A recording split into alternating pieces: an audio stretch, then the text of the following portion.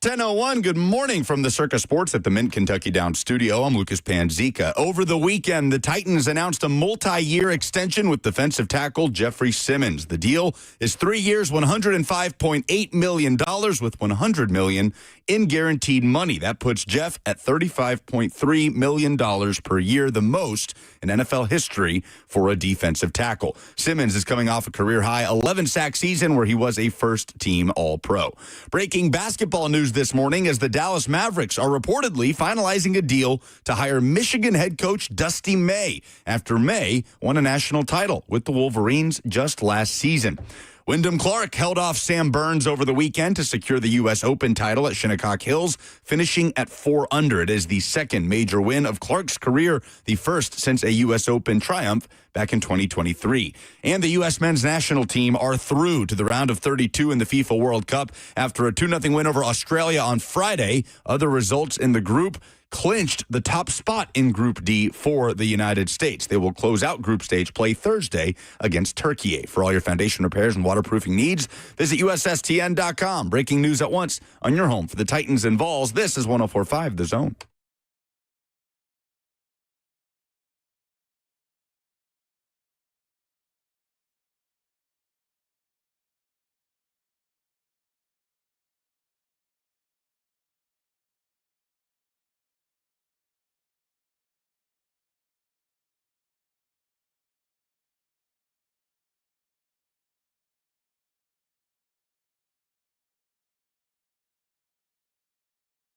Good morning.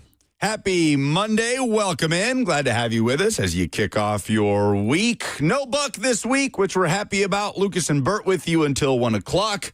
There is a ton going on. This summer of sports rages on with breaking news this morning that Michigan head basketball coach Dusty May is finalizing a deal to coach the Dallas Mavericks, another national title winning Michigan coach off to coach in the pros. Maybe leaving a little less embroiled in scandal than Jim Harbaugh did, but leaving nonetheless. So Dusty May moves on. We'll talk about what that could mean for Michigan and a loaded roster with the transfer portal now opening up for 15 days. There's a certain former Tennessee player up on that roster that makes you wonder what this may mean for J.P. Estrella. Jeffery Simmons got paid over the weekend. He is an even richer man than he was before, a historic deal for a defensive tackle. We will hear from Jeff later on in the show, some audio from his media availability last week before the deal was made official.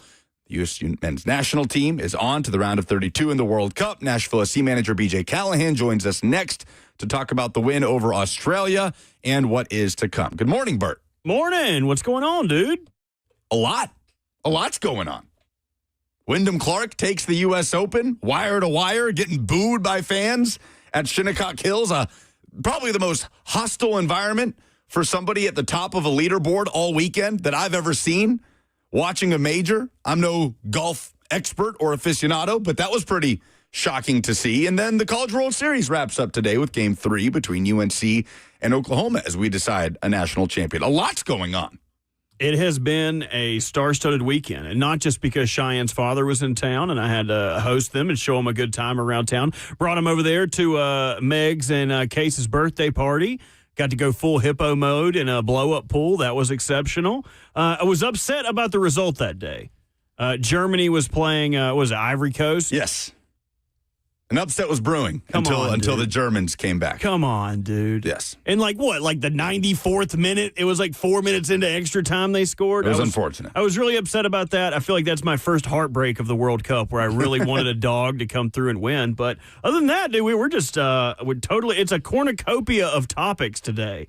It's a free-for-all Monday, not a free-for-all Friday. We are fueled by Hattie B's Hot Chicken, where we will be, by the way, for the grand opening of the East Nashville location. On Wednesday, we'll be broadcasting live. Other shows will be there as well. Come and see us on Gallatin Ave. This place is awesome. Great setup in the back with kind of this bar, event space, big screen TV. There's sort of a beer garden style patio in the middle with string lights. And the inside, of course, where you can get your Hattie B's Hot Chicken, all those scratch-made sides. Go ahead and download the app. Order some pickup for your watch parties this weekend, whether you're watching the College World Series tonight, the World Cup action going on throughout the course of the week and weekend. but there is much to discuss on this Monday. Well, hold on now. Before we get off of it, that ain't the only thing going on Wednesday neither. We've got our karaoke extravaganza. Yes. 3HL presents karaoke extravaganza, whatever the hell the name of it is. But it's going to be at the Green Light Bar. Come hang out with us. 3HL will be there 3 to 6, and then the festivities start 6 to 9. Should be a lot of fun. Excited to get my voice ready to go. I've been warming up all morning. I can't wait.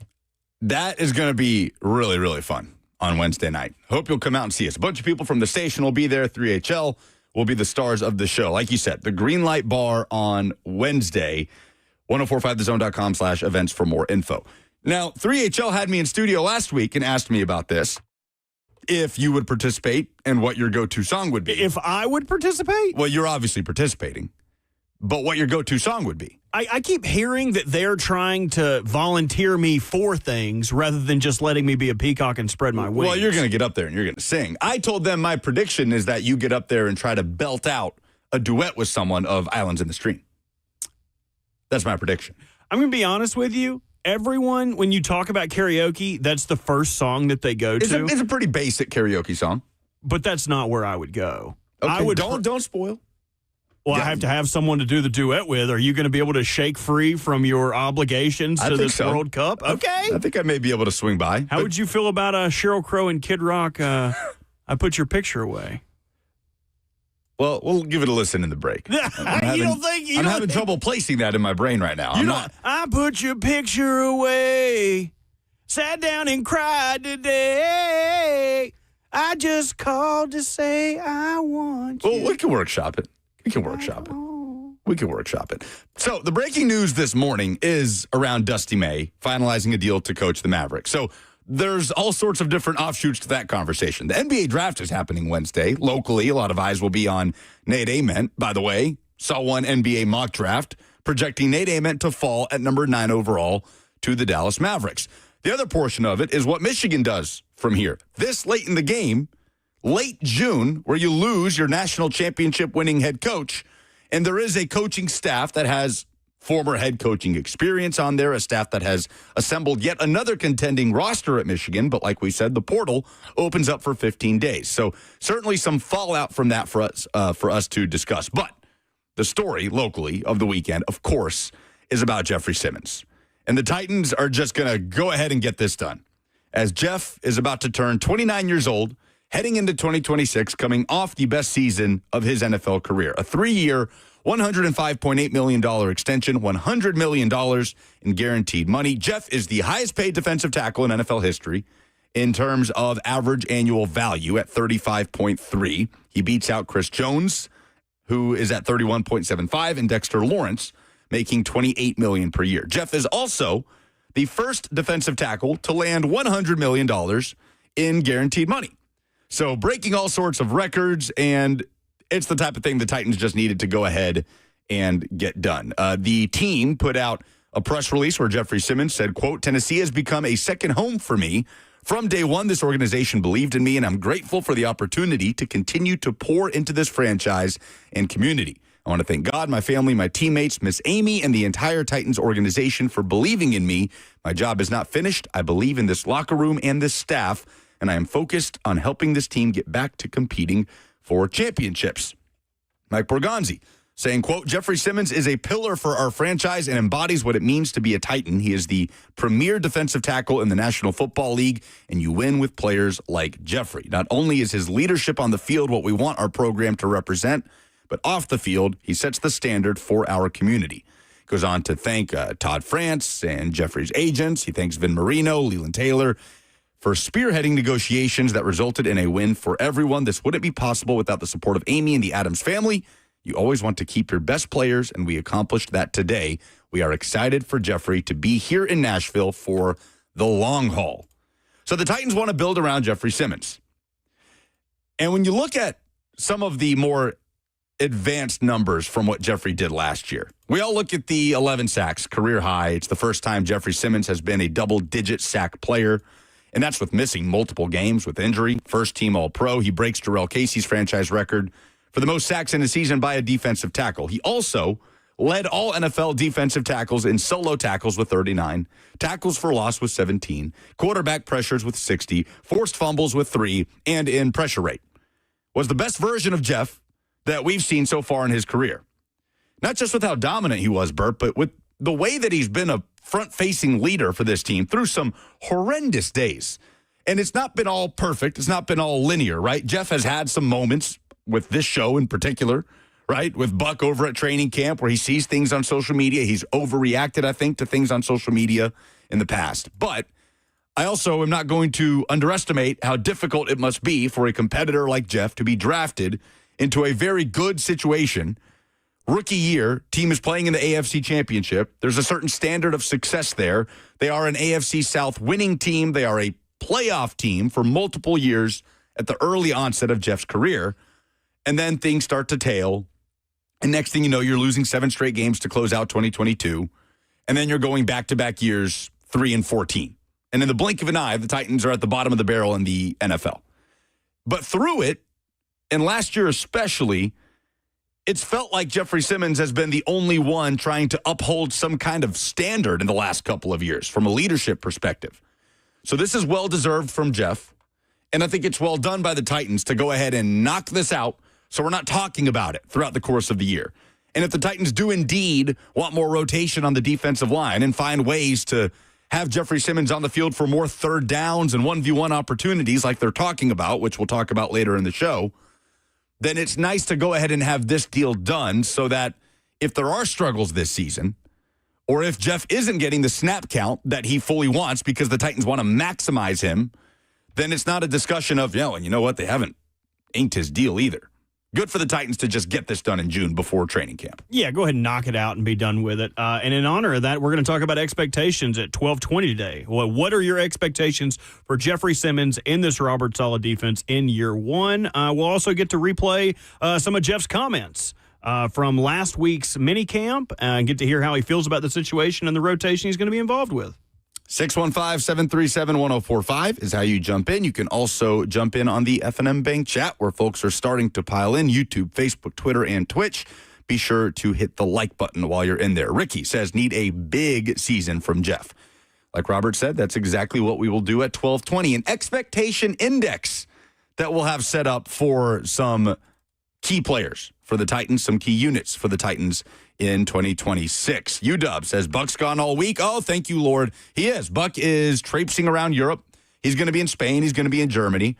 There is a level of jealousy for Buck being in Spain during the World Cup. That's going to be incredible. He's going to be able to catch at least one Spanish national team game there when they take on Uruguay. But you don't have to worry about him this week. He'll be back on Monday. Robert and I have you covered wall to wall through Friday. So much to discuss throughout the course of the show. Nashville SC manager B.J. Callahan tells us how the United States men's national team secured their spot in the knockout rounds. Coming up next.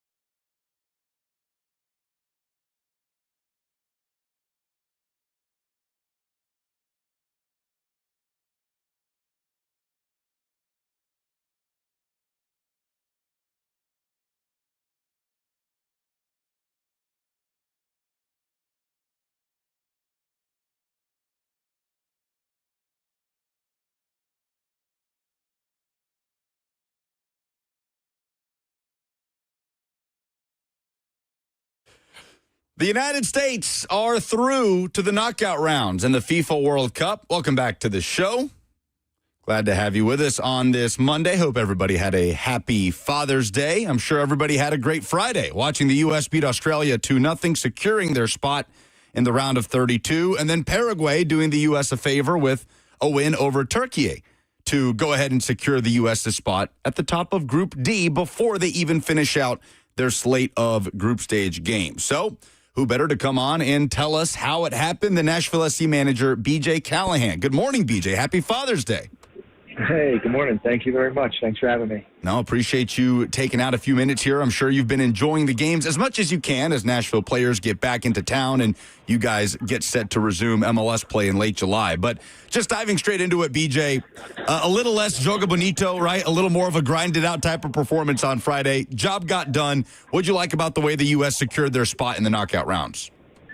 Yeah, I think first and foremost, you saw that obviously Christian Pulisic wasn't able to play, and a tactical change was made to put two strikers in. So I think that shows great maturity from the team and a little bit an opportunity to sort of adapt.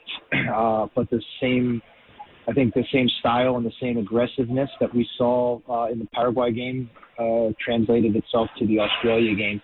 And really a game that I thought, they controlled a lot of play. But we're still challenged in some certain ways. So I think it's a great result, another really good performance, some opportunities that they're going to be able to lean on as they kind of advance. But, the first mission of going to the World Cup was to advance and get first in the group. And that checkbox has been checked. So you mentioned no Christian Pulisic here. Mauricio Pochettino changed his approach a little bit. The shape looked a little bit different. An extra striker there with Ricardo Pepi coming into the lineup. How did you see Pochettino adjust in a game where he's missing one of his biggest difference makers? Yeah, I thought it was a great move. Because not only did you just change the shape, but the mentality and the style stayed the same. They were still able to press Australia kind of. Australia had a lot of issues kind of getting any of the ball and kind of possession to move it up the field. And then also gave them a little bit more of a threat kind of in transition and in the penalty box. So, again, a good play by the U.S. to be able to show that adaptability. Own goal forced by the run of Fuller and Balogun early that gives the U.S. the lead. And then just before halftime, BJ, Alex Freeman, the youngest player on this roster at 21, a year and a half ago, he was a complete unknown as an MLS prospect. And now he's playing in Spain and he's scoring a goal in the World Cup for the United States. And I couldn't help but notice, and this applied to the Gio Reyna goal in the opener too, the celebration around Freeman and Reyna, where it's the big name guys of the squad leading the way. It's Christian Pulisic sprinting off the bench and running down the field and others following. You were on this staff when a lot of the key figures in this team were a part of the youngest team at the World Cup in 2022. What's it been like for you to watch them now as they're 4 years older? They've been through a ton of highs and lows with the national team, and we're potentially seeing the start of a special run for them in a home World Cup where it does feel like this group is very together after going through some of the waves that you go through as a professional athlete the last few years. Sure. First specifically to Alex, this game can change your life really quick. And his rise has been great to see. And listen, the game's made of moments, and he was ready to seize that moment that he found himself in and capitalize. So credit to him. And to your point with the celebration, even back in 2019 to 2022, this is a really close-knit group of guys. They're really focused on themselves. They don't let outside noise kind of get involved. And at the same time, they're really a welcoming group of players to meet players in. And that's been shown, I think, over the last almost 8 years here that they've kind of done that. They've had great people to model the behavior before, some of the older veteran players. And now they're stepping up, and they understand that that's their role, right, to kind of do that. And I think you see a really close-knit team that's full of confidence, and that can be a dangerous combination when you make a run through the tournament. Nashville SC manager, former U.S. assistant coach BJ Callahan with us on 104.5 The Zone. So the group is clinched. The U.S. is going to be at the top of Group D heading into the round of 32. A few days off here until you play Turkey In a game, BJ, that suddenly has no bearing on the results in the group. Turkey are officially eliminated. Are you surprised that this is not the matchup that's going to determine the top of this group? Yes. I think anybody before the World Cup would have probably said that this would have been, one of the main game to see who had been advanced. But now that the World Cup has played itself out, not only in this group, but I think of groups across the World Cup play, there's been a lot of surprise results and some draws, and this is the beauty of the World Cup being expanded right now. You see a lot of different teams being able to get results. That's put a lot of different scenarios out there. And so, again, like we know, that's why we play the game, because playing it on paper means one thing, but you got to go out and compete, and hopefully the best teams rise to the top. So that's what the U.S. will try to do on Thursday. Christian Pulisic still nursing that calf injury. It's another opportunity to rest Pulisic, BJ, but at that point you're talking about him going almost 3 weeks without playing if you do sideline him. What are you weighing as a coach in this moment as you balance the load management part of it with wanting to stay sharp and in rhythm? Yeah, I think that obviously we don't know the extent of the injury, and that's always going to drive his availability. And knowing Christian, he's a player that's going to want to play, and he's going to do everything possible to do it. So if he's able to perform, then I definitely think you probably give him a little bit of time to make sure that he has, get some sharpness and get some game minutes in his leg, but at no cost to elevating an injury risk. We always know there's injury risk anytime we step on the field, but without elevating that or putting a potential harm. In this expanded format, there's more days between games. I mean, teams are going a full week between games as opposed to in years past and World Cups past where maybe you've got 4 or 5 days in between games. You being a part of that U.S. staff in 2022, what do you remember about how those days are spent? I mean, whether it's the rigor of training, where you balance that with rest, how do you try to spend that downtime? Yeah, it's a balancing act.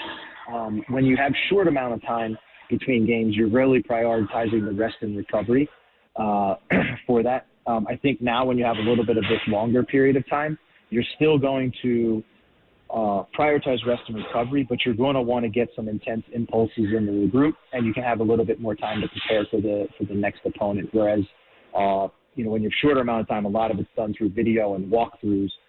With a few more days on there, you can actually get out on the field and really play. Nashville SC manager BJ Callahan with us on 104.5 The Zone. So the stars have been out in this tournament, BJ, whether it's been Mbappe or Messi or Haaland. We've had some surprise results as well. Another one yesterday as Cabo Verde continues this little run here and holds Uruguay to a 2-2 draw. What have been your biggest takeaways from the first 10 or so days of group stage games? That the expansion of 48's made it really interesting. I think it's great for the global game of football. You can see how much it means to these teams. You can see how many great players there are. And like you said, we all know the superstar names. But what I've been just really interested in is some of the, players that maybe we didn't know from these countries, who, whether they're older, like the goalkeeper for Cabo Verde, and you hear his story, or young players you just don't follow so much that are making names for themselves. But again, I think the expansion of the to 48 has really opened a lot of our eyes to many different footballing nations and has given a lot more participation to the global game. We've got, coming up at noon, Lionel Messi in Argentina taking the field again. We saw what he did against Algeria with the hat trick, first of his career in a World Cup, tying Miroslav Klose's record for the most goals ever scored by one player in the Men's World Cup. And we see it again today against Austria, BJ. I mean, what more can you say at this point, right? You've game planned against Lionel Messi. You've obviously faced him during his time in Major League Soccer, but to see him take that right back to the biggest stage that he possibly can as he's about to turn 39 years old. What is it like for you to watch that, understanding that in less than 2 months, you're going to have to prepare for Lionel Messi once again as Inter Miami comes to town? Yeah, I mean, I think for us as soccer fans, you're just thankful that you have the opportunity to watch him play and do this. He's so consistent, so special, so meaningful to his team, and steps up in the biggest opportunities. We've obviously at Nashville had a lot of great games against them, and had to, like you said, game plan versus him and the whole team. And we want to challenge ourselves against the best, and I don't think right now there's an argument that he is still the best. And so it should be a great game today. And I'm sure Austria will have a good game plan to try to stop him. Could you take us inside what some of your approaches have been, especially this season, as you guys went down to Miami in CONCACAF Champions Cup? You get a 1-1 draw that includes a critical away goal to push Nashville past Miami, eliminating Miami from a continental competition that they publicly emphasized as the biggest goal of their 2026 campaign. I know it's about much more than just containing one player, but where do you begin as a coaching staff when you talk about trying to limit Lionel Messi's impact in a game? Yeah, I mean, I think you're right. It's a collective effort to obviously not necessarily just stop him, but stop the team. And for us, we've always just been focused on trying to eliminate access to the spaces that we know that he likes to be in. It's no secret, even if you just watch the way he scored 3 goals and where he likes to operate, and have to do it collectively. You know, it's a collective effort to get numbers and what we call density around him and around the ball, and try to force him into other areas of the field where he might be like still effective, but maybe less effective or less of a goal threat. And I think that's just kind of being mindful of that. Can we, he's going to get on the ball, he's going to impact the game, but can we try to find it in less goal-threatening areas? Well, Lionel Messi's next goal will officially make him the highest scorer in Men's World Cup history. Again, kickoff against Austria is coming up at noon. And then at 4 p.m. today, a local tie as France plays Iraq in Group I, and Nashville winger Ahmed Qasim potentially makes his second appearance in a World Cup match. We saw him coming off the bench last week against Norway. BJ, how cool is it for you to see Ahmed get to achieve that dream after switching his allegiance from Sweden to Iraq and then making his World Cup debut? Yeah, I think we as a club take great pride in that. Obviously knowing that we've had played a part in sort of his opportunity, but truly it comes down to just being really proud of the player. At Nashville, we pride ourselves in obviously wanting to put out the best team and focusing as much as we can on the team. But at the same time, we want to celebrate individuals' dreams and we want to support players' ambitions, especially with their national team. And so for us to watch Ahmed step on and achieve a dream of his to play in a World Cup, it's something that we all take a great amount of pride in. So Ahmed representing Nashville SC at the World Cup. Meanwhile, Nashville players arrived back in Music City last week.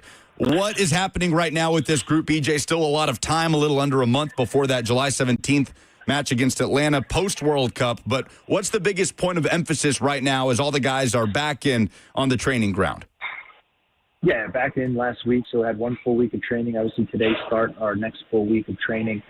The emphasis here is on improving individually, improving collectively, and improving certain areas of our game. But it's not often that you have another 4-week opportunity to just really focus on yourself, and that's what we plan to do: is use this chance to just improve and get better, so that we can hit the second half of the season in the same type of form as we left the first half. BJ Callahan, Nashville SC manager, with us on 104.5 The Zone. BJ, always appreciate the time, and we'll catch up again soon. Great. Thanks for having me. Yes, sir. BJ Callahan, our guest on 104.5 The Zone, knows what it's like to be on the coaching staff of the U.S. men's national team at a World Cup. And right now, this group is trying to make some history. And it's hard not to be incredibly encouraged at the early onset. At this point, if you're a U.S. soccer fan, you're trying not to, trying not to go too far in what you believe is possible in this World Cup. But there is kind of this why not us feel about it, right? We're a week and a half into the group stage games. We've seen the U.S. play twice. They've won collectively, if you aggregate the score, 6-1 in the group stage. They have yet to face a bona fide contender in this tournament. And the team that we thought was going to present the biggest challenge in Turkey is a flop at this tournament and is eliminated before the U.S. even gets to see them later on this Thursday to close out group stage play. But, Robert, there is a level of belief with this team that has skyrocketed in the last 2 weeks. We're going into the tournament. The vibes were all over the place. Nobody knew what to expect. There was cautious optimism. But now it's crazy seeing these segments on First Take and, First Things First, whatever it might be, on can the U.S. win the FIFA World Cup? I mean, it's just crazy to think that that's where we are 10 days after the start of this tournament. Well, if you're talking about managing expectations, didn't Zlatan get on the desk and say that he believed the U.S. could win this? He did. Zlatan is not the type of personality to pander in that way. Like, I don't think Ibrahimovic says anything that he doesn't mean. But it's still hard for me to get into the mindset that this is a U.S. team that can actually win the World Cup. Oh, you know more than Zlatan does. Oh, okay. Zlatan, soccer legend. He is a legend, yeah. But Lucas doesn't believe. You don't believe. I didn't say I don't believe. What would have to happen for you to believe? I got to see it against a contending team. I have to see it against one of these European powers, whether the United States gets matched up with, let's say, Belgium in the round of 16 and wins that game convincingly to secure their spot in the quarterfinal. Because you've seen a similar profile of team in the first two opponents so far. The U.S. has yet to face a team that's going to challenge them as an expansive group that wants the ball, that wants to keep the U.S. on its heels. So far, it's been teams that are going to be, they're going to have some sort of deference to the U.S. and try to hit them on the counterattack. I want to see it happen against one of these major figures in this competition before I start to talk about the U.S. as legit World Cup contenders to win the damn thing. We've been talking about a quarterfinal as the barometer for success. That's a huge leap, man, to go from, hey, if you can just get to the final 8, to lifting the trophy, something only 8 nations on the planet have done in 100 years of this competition. About to be 9. So they haven't been challenged by the teams they've been playing, but they have been challenged internally, especially with the injury to Christian Pulisic. Did that not do anything to bring you closer to the realization that maybe they could do it? Is that not as impressive in soccer? Because Christian Pulisic is their best player, yes. right? So they won in spite of not having him on the field. Does that not garner you any style points in your mind playing a lesser opponent, but playing it without your best player? Look, this U.S. team, quit making excuses, has had the best case scenario start to this competition through 2 games. You couldn't draw up a better scenario. I guess you could if you said Christian Pulisic is healthy and we're not talking about a calf injury. But, yeah, to your point, to get to see them grind out that result without their biggest difference maker is hugely encouraging. Maybe I am a hater. The FNM Bank chat is calling me a hater. I'm just trying to get there, man. I just don't want to be hurt. Isn't that what it's all about, is being hurt? I'm trying not to be hurt. You're here. already hurt. Italy's not playing in the World Cup. You're already hurt. It's time to get hurt again. And it's time to lace up those boots. It's time to put your uni on tight. Go out there with our Russell Crowe-looking coach and fight for what's right. Okay. Come on. Okay. All right, you know what? You're right. There's no room for bibbity-boppity calls it battered U.S. men's national team syndrome. We've never even seen them be good before. When's the last time they were even B-U-S? That's too close to beat U.S. You're right. We've got nothing to lose. Why not? Why not us? Why not the U.S. in this FIFA World Cup? They play Turkey on Thursday. It'll be interesting to see what approach they take in terms of benching certain guys, load management versus trying to stay in a rhythm in a game that literally has no bearing whatsoever on the knockout rounds. The United States has won Group D for the first time in its history. The U.S. men have won each of their first 2 group stage games in a World Cup.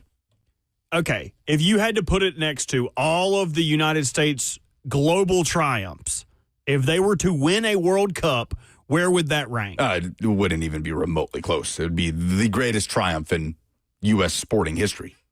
Easily. I mean, it's not even a conversation, Robert. Not even a conversation. Not even all the combined basketball Olympic wins, not beating Russia, none of those moments. They would pale in comparison to winning a World Cup. Beating Russia would be the closest thing. And that was the silver medal. That wasn't even the gold medal game. That was not the gold medal game. That team did go on to win gold, but that was not the gold medal game. We talk about this at every Summer Olympics, right? It's gold medal or bust for U.S. men's basketball and women's basketball. it hasn't necessarily been that case for hockey in terms of the expectation, but obviously, U.S. men's hockey has a long history of being, would we say, the second most talented hockey nation on the planet? The United States men, again, women is a different story. U.S. women are in the best place on the planet when it comes to women's soccer. But the U.S. men winning the FIFA World Cup would be one of the greatest achievements in FIFA World Cup history, let alone U.S. sporting history. And then after that, what else does the U.S. have to prove? What else do we have to prove? We've done it all. Yeah. We could retire. You want? How about cricket? Go ahead. Throw cricket at us. We'll conquer cricket. Throw rugby at us. I have no clue. We'll take the pads off. Have you ever watched cricket? I've seen it on in like Indian restaurants and stuff. I'll never understand it. It is so, it's like, oh, you got to hit it and then ring this little bell. And like, I do not understand it. I feel like I could see you getting super into cricket if you started to learn the rules. Don't the matches last like 5 days sometimes? Yeah, sometimes. It's an insane sport. Why not? Why not the United States in this FIFA World Cup? Can't wait. Thursday night. By the way, Nashville SC doing another watch party out at Geodis Park. So I hope you guys will come out and see if the U.S. can keep it rolling. Wyndham Clark is a U.S. Open champion for the second time in his career, but we saw something happen over the weekend at Shinnecock Hills that I personally have never seen the likes of in any major watching golf. We'll talk about that next.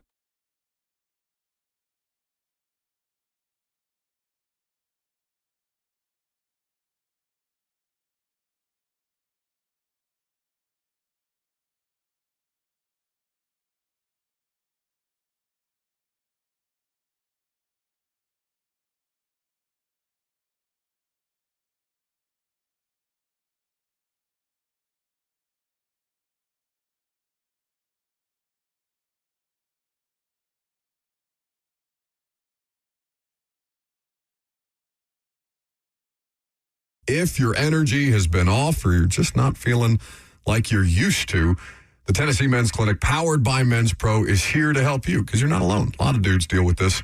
As you get up there in age, your body starts to change. And what you'll like about the Tennessee Men's Clinic is that they've been doing this for years.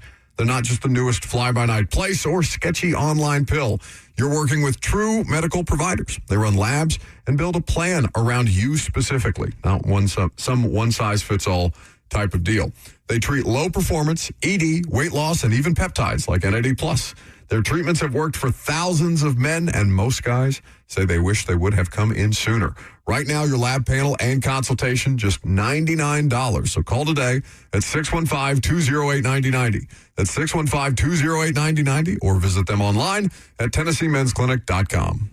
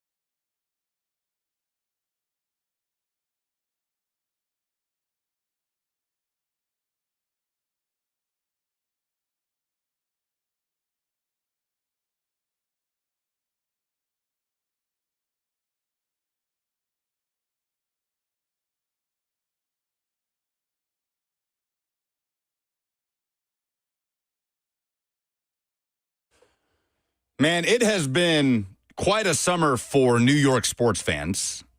The Knicks NBA Finals triumph kind of captured the nation in a way that an NBA Finals hasn't. We said since the LeBron Cavaliers versus Steph Curry Warriors finals, of which there were multiple. But I don't know, Robert, even those, to me, fall short of what the Knicks did in terms of getting everybody's attention this summer. So they're partying in the streets in New York. They were hostile after losing Game 3 at Madison Square Garden to the Spurs, but they're New York sports fans. We understand this. This is going to get overshadowed, what we saw over the weekend at Shinnecock Hills in Long Island. But New York sports fans were very much at it again as Wyndham Clark takes the U.S. Open at 4 under. He goes wire to wire, goes from a 6-shot lead to a 1-shot lead, but he's able to do just enough to hold off Sam Burns and his surge, Scottie Scheffler, who's pursuing a career Grand Slam, and Wyndham Clark wins his second major, his second U.S. Open, first major since the 2023 U.S. Open. But the thing that struck me watching in the final round on Sunday, because admittedly, as you all know, I'm locked into every moment of the World Cup, but you know, I'm making pit stops here and there. I'm checking out the U.S. Open, seeing what kind of drama will unfold over the course of Sunday. And I don't follow golf in a way that, you know, I know a lot about anybody outside of those key figures, right?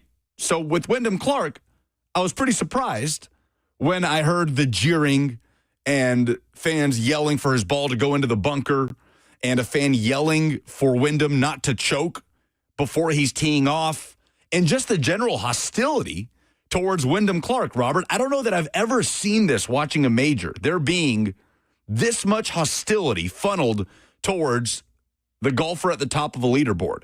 I mean, it's always positive, right?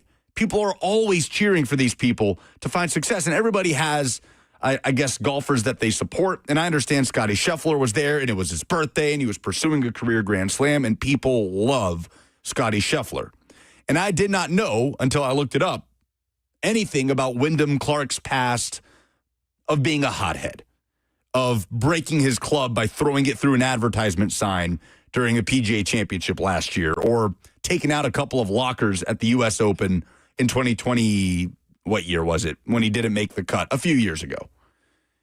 So, okay, people don't love Wyndham Clark, it seems like. But this was kind of insane. I don't know if you've ever seen anything like this, but you always have those token fans when the golfer's teeing off and you hear get in the hole.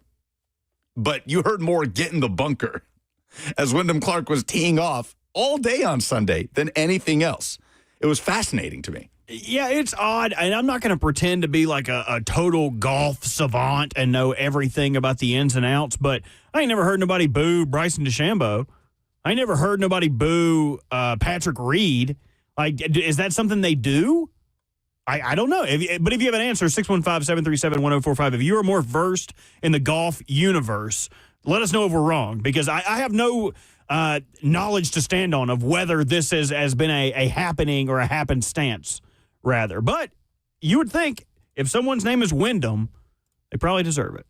if there was going to be, that just sounds a like little uppity. Yes, like Yes. like Buck's, Oh. Buck's middle name is probably Andrew Wyndham Yeah. Rising. Yeah, you're probably right. We'll name him a Wyndham. Yes, and then he'll Wyndham and he'll lose some. Yes.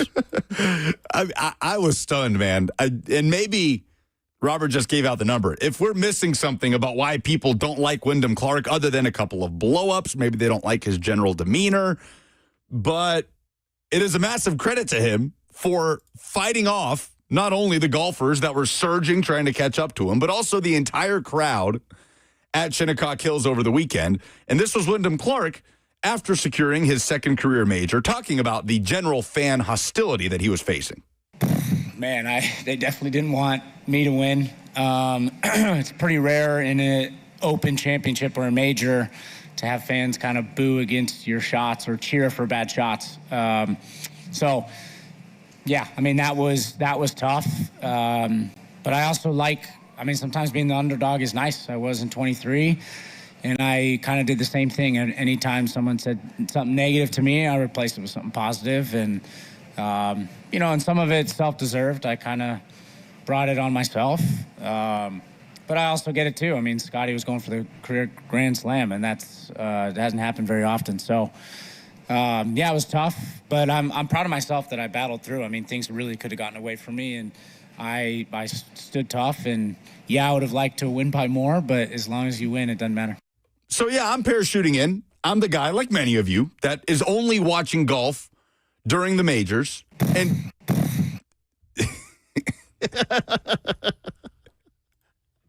right at the beginning. Maybe that's why everybody hates him, because he starts all his press conferences off with like an ass blast noise.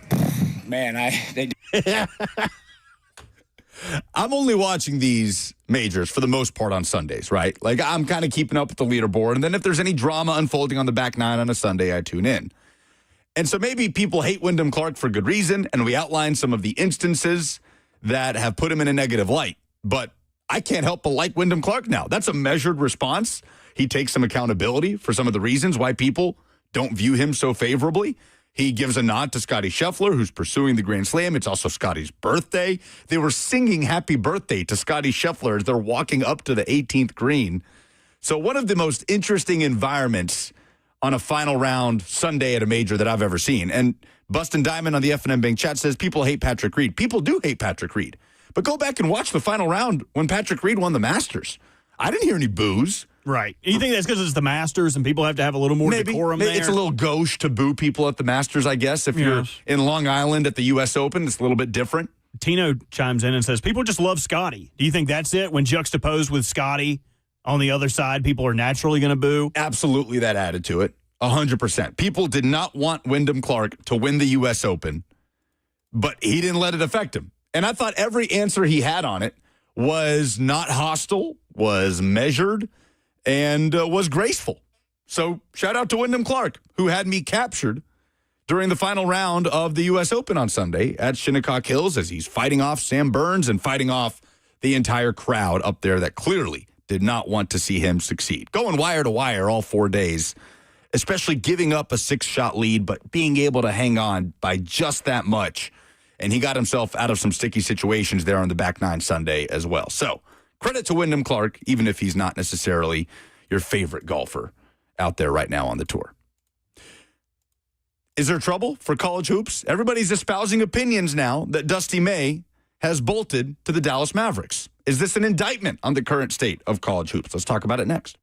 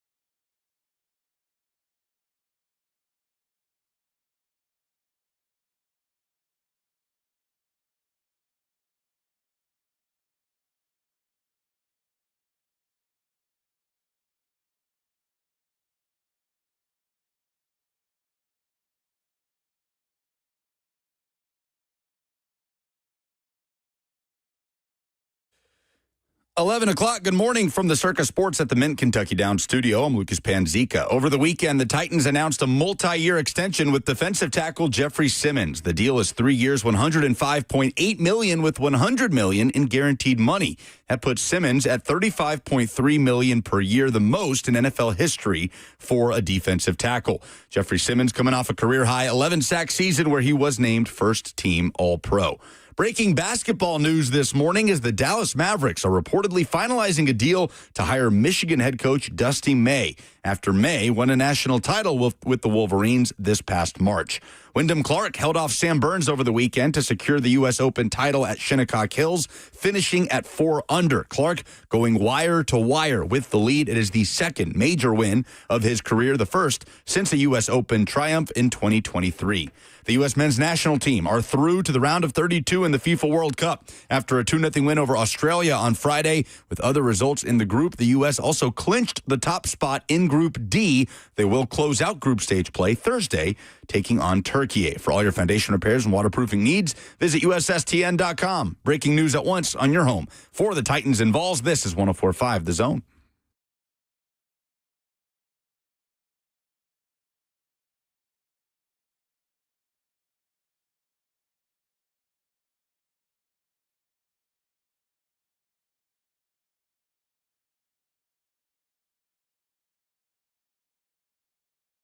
It has been a newsy summer of sports in 2026, and that continued this morning with some breaking news in the college game and NBA, as the Dallas Mavericks are hiring a national championship winning coach, Dusty May, out of the Michigan Wolverines to take over and head up this Mavs operation with Cooper Flagg at the center of it. Michigan is left scrambling, a loaded roster suddenly with the ability to enter the portal over the next couple of weeks, and all sorts of reactions in terms of what this means for the sport of college basketball or college athletics as a whole. Welcome back to the show. Lucas and Robert with you until 1 o'clock. Fueled by Hattie B's Hot Chicken. Hope you guys will join us Wednesday as we broadcast live out at the brand new East Nashville location for its grand opening. Come by and see us.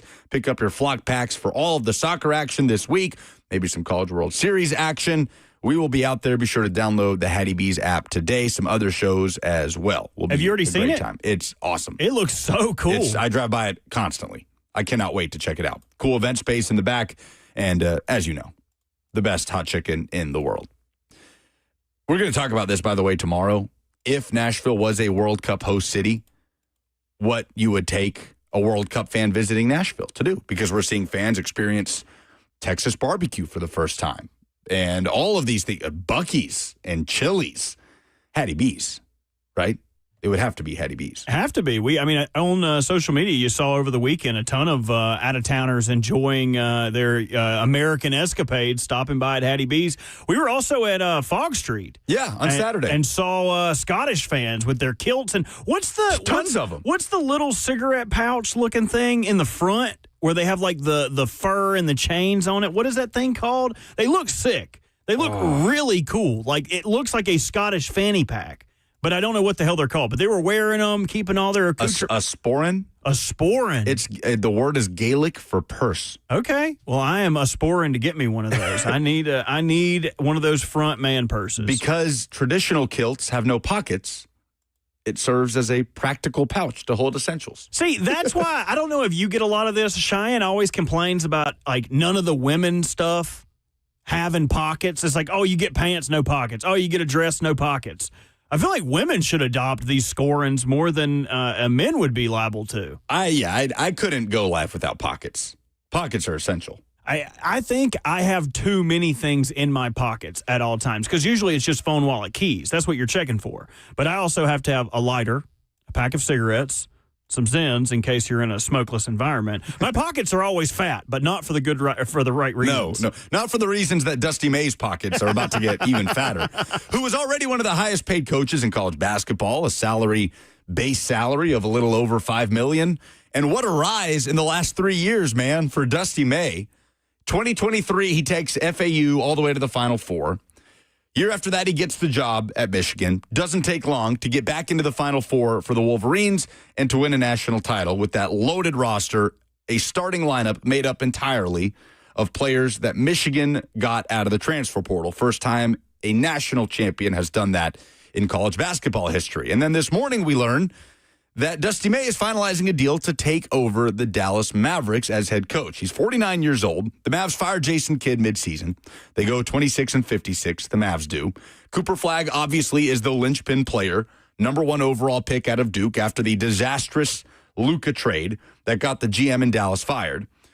So what Dusty May has done at Michigan, what he did at FAU, nobody can argue. He will be the first college head coach to take an NBA gig since another Michigan coach in John Beilein, who took the Cavs job back in 2019, and that went very poorly. Did not go well for Beilein. The last head coach to leave the college game immediately after winning a national championship was Larry Brown in 1988. Won a national title with Kansas and went to the NBA. The most recent coach to take an NBA job after winning an NCAA championship, Billy Donovan. Billy Donovan, who obviously won multiple titles at Florida and ultimately went to the NBA to take over the Thunder, where they had some early success. Since then, Billy Donovan, the experience in Chicago has been mediocre, results-wise. Bounced in the first round, not getting to the playoffs. So Dusty May heads up basically the Mavericks' next generation. But more importantly, I think, especially locally, is what this creates in terms of the situation that will develop from here with that Michigan roster, because the most outstanding player of the Final Four, essentially the MVP of Final Four weekend, Elliot Cadeau, is still playing for Michigan. Trey McKinney is a crazy talented rising sophomore. They brought in a crop of talented transfers, including one, J.P. Estrella, who transferred from Tennessee. So where Michigan goes from here will be interesting. There is one former head coach on Michigan's bench as an assistant. He is the former head coach of Oklahoma State, Mike Boynton, who was there when Cade Cunningham was at Oklahoma State. He's been an assistant at Michigan since 2024.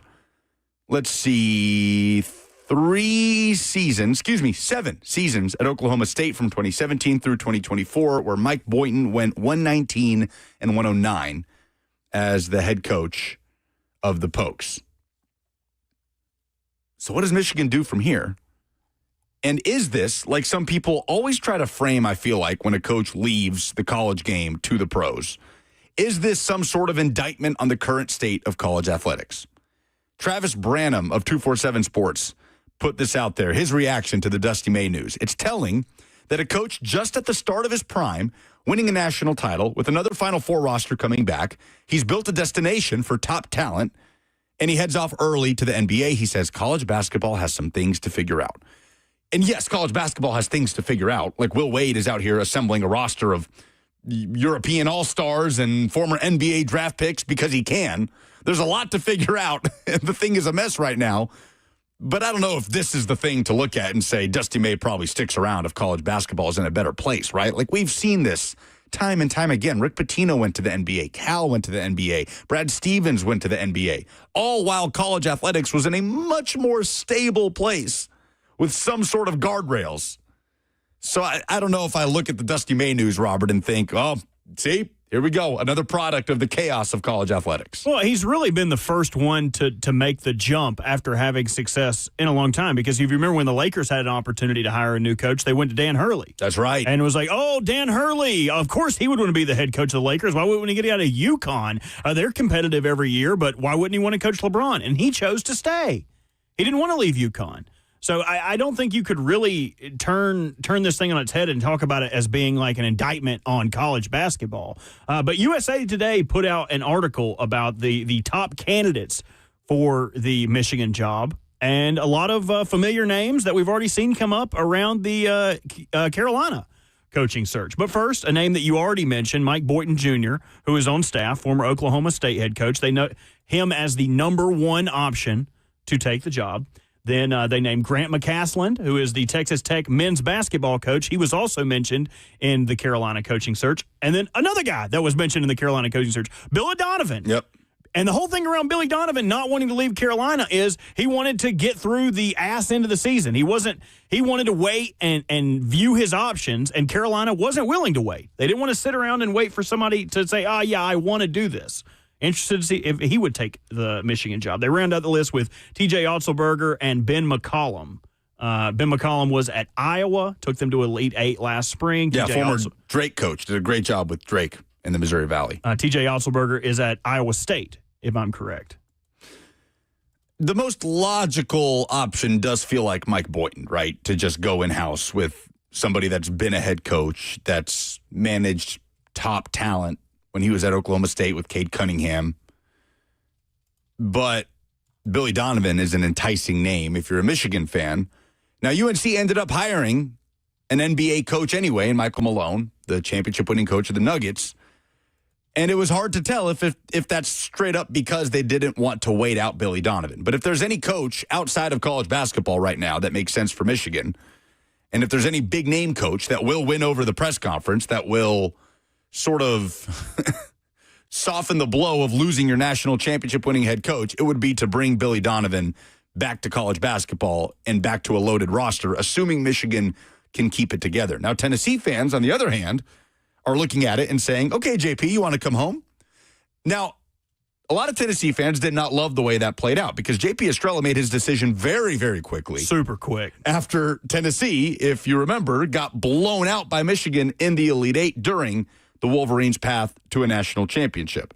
So I think there is some bitterness there from Vols fans, but make no mistake, Tennessee could really use JP Estrella, man, as some front court depth on this roster. The Vols kind of traded front court depth for back court depth from last year to this year, where they were loaded up front. They had a ton of length. They had rim protectors, but essentially one scoring guard in Jacoby Gillespie, whereas they're in a much better situation in the backcourt going into this season under Rick Barnes, but a little more precarious with the length and physicality up front. So JP Estrella would be a very welcome addition, straight up profile-wise, to this Tennessee roster. Brandon on the FNM Bank chat says, come home, Estrella. So he wants JP back. It'll be interesting to see the fallout on this Michigan roster. Again, largely made up of transfer portal prospects in a roster that Dusty May and his staff have assembled. Ward Manuel promised during Michigan's championship parade, he basically said to the crowd there that they are working on a long-term deal to keep Dusty May in Michigan. Nothing really transpired after that. I don't know if it's something they had continued to work on, if it hit a snag, if that's any reason whatsoever for Dusty May bolting to the NBA. But ultimately, while college sports is in complete disarray right now, I'm not going to pretend like that's the reason Dusty May wants to leave Michigan. It doesn't help. It doesn't help the absolute chaos, but nobody's been able to harness the chaos of the sport better than Dusty May. Just won a championship with 5 starters out of the portal. So I don't know if that, to me, is the main reason why he's going to take over the Dallas Mavericks. Do you think Rick Barnes' comments after the season could have potentially left a sour taste in any of the Tennessee transfers' mouths where he said, we just needed more scorers, we needed to be able to score more? Bishop Boswell took offense to that as he transferred to Maryland. Do you think that's something that would leave JP Estrella saying, you know what, maybe I don't stay at Michigan, but I'm definitely not going back there where you said I wasn't a good enough scorer? Yeah, I don't think so. I think Barnes was largely talking about the guard play. They just didn't have shooters last year. And Bishop Boswell, I think that quote got put out there on social media, and Boswell commented on it with a bunch of laughing emojis. But there's no arguing what Rick Barnes was saying in terms of that backcourt. Bishop Boswell put up 13 points in that second-round win against UVA, and it was like a miracle. Like, oh, my goodness, we got double figures out of Bishop Boswell finally. Tennessee did struggle to get scoring depth out of last year, especially in its backcourt. But no, I'm not going to speak. I don't know anything about Rick Barnes and JP Estrella's relationship, where that would stand right now. But I do think Tennessee fans would largely welcome him back with open arms. Brandon says, we forgive you, JP. Zach says, I love JP, but he ain't coming back. So we'll see what happens there. Seismic news this morning in the world of college hoops. Which is great. Because when we were sitting here on Saturday, I was like, okay, we need something to happen. Some juice. Well, dude, we have got the juice today, man. It is worth the squeeze. Add this to the list of things that would never happen in the NFL, right? A head coach taking over literally the day before the NBA draft. The NBA draft is tomorrow. Tomorrow, the Mavericks have the number 9 overall pick. Can you imagine in the National Football League, the Browns finally make their move on April 23rd? before the draft. Zach back here brings up a great point. The Trailblazers are still without a head coach currently going into the draft, which I guess you don't need. Like, if there was going to be a sport where you would trust your general manager to really run the ship and draft people in accordance to what you're trying to do, that would make sense. But drafting for a coach that you don't know his scheme also seems kind of perilous. That'll be fun to watch. Oh, there it is. Can you give me an a cappella breaking news sounder? Breaking sports news on 104.5 The Zone. Bing, bing, boom. Pete Thamel, Michigan is working towards hiring Mike Boynton Jr. as interim coach. Hey! Interim coach. There you go. We'll see if he ends up getting the full-time gig. How often does it happen where they'd give him the interim gig for 1 year and then hire someone else? Not very often, right? You would hope they would want some continuity. That's what Tennessee should have done after Lane Kiffin bolted. Instead of panic hiring Derek Dooley out of Louisiana Tech. Just stick with the interim. Just because lock somebody in for a year, hit the reset button. You see that happen in college football. I don't know that I can think of an example off the top of my head in college basketball, but it is extremely, extremely late to the game. Darius says Yaxel Lendenborg to Dallas at 9, confirmed. I mentioned earlier, Nate Ament, I did see some mocks that had him going to Dallas at 9, but now there's some noise around a Giannis trade, or there's been some noise around a Giannis Antetokounmpo trade, and you're seeing some mock drafts project Ament to go to the Bucks in some sort of effort to replace a traded Giannis Antetokounmpo. So we'll see how things shake out for Nate Ament tomorrow night in the NBA draft. I believe the favorite for that trade is still the Heat. The Heat are still projected to land Giannis. I think so. So we'll see. We'll see if we get any juice from the NBA tomorrow on draft day. It's also NHL draft week happening later this weekend. Some news from the Preds a few days ago. Andrew Brunette and his coaching staff will be retained by new general manager Chris McFarland. Teresa Walker will be in studio tomorrow to help break that down. But in the meantime, we've got NFL headlines coming up next.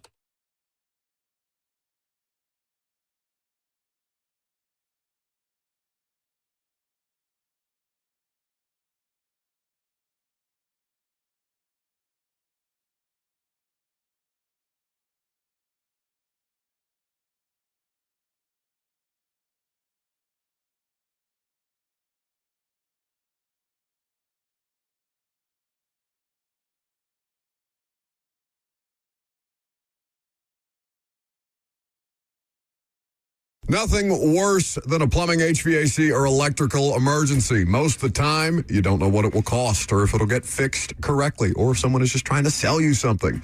That's when you call Hiller Plumbing, Heating, Cooling, and Electrical, because the price you're told is the price you'll actually pay. There's no hidden fees or surprises when you get your bill. Hiller has been in business for over 35 years and is family-owned and operated. Their techs are professional, experienced, and trustworthy. When they're on their way, you'll receive a photo of the tech and a link to track them in real time. No more wasting time waiting around. 100% satisfaction guaranteed of happy you'll be, or the service is free. That is the Happy Hiller promise. So visit them online today at happyhiller.com.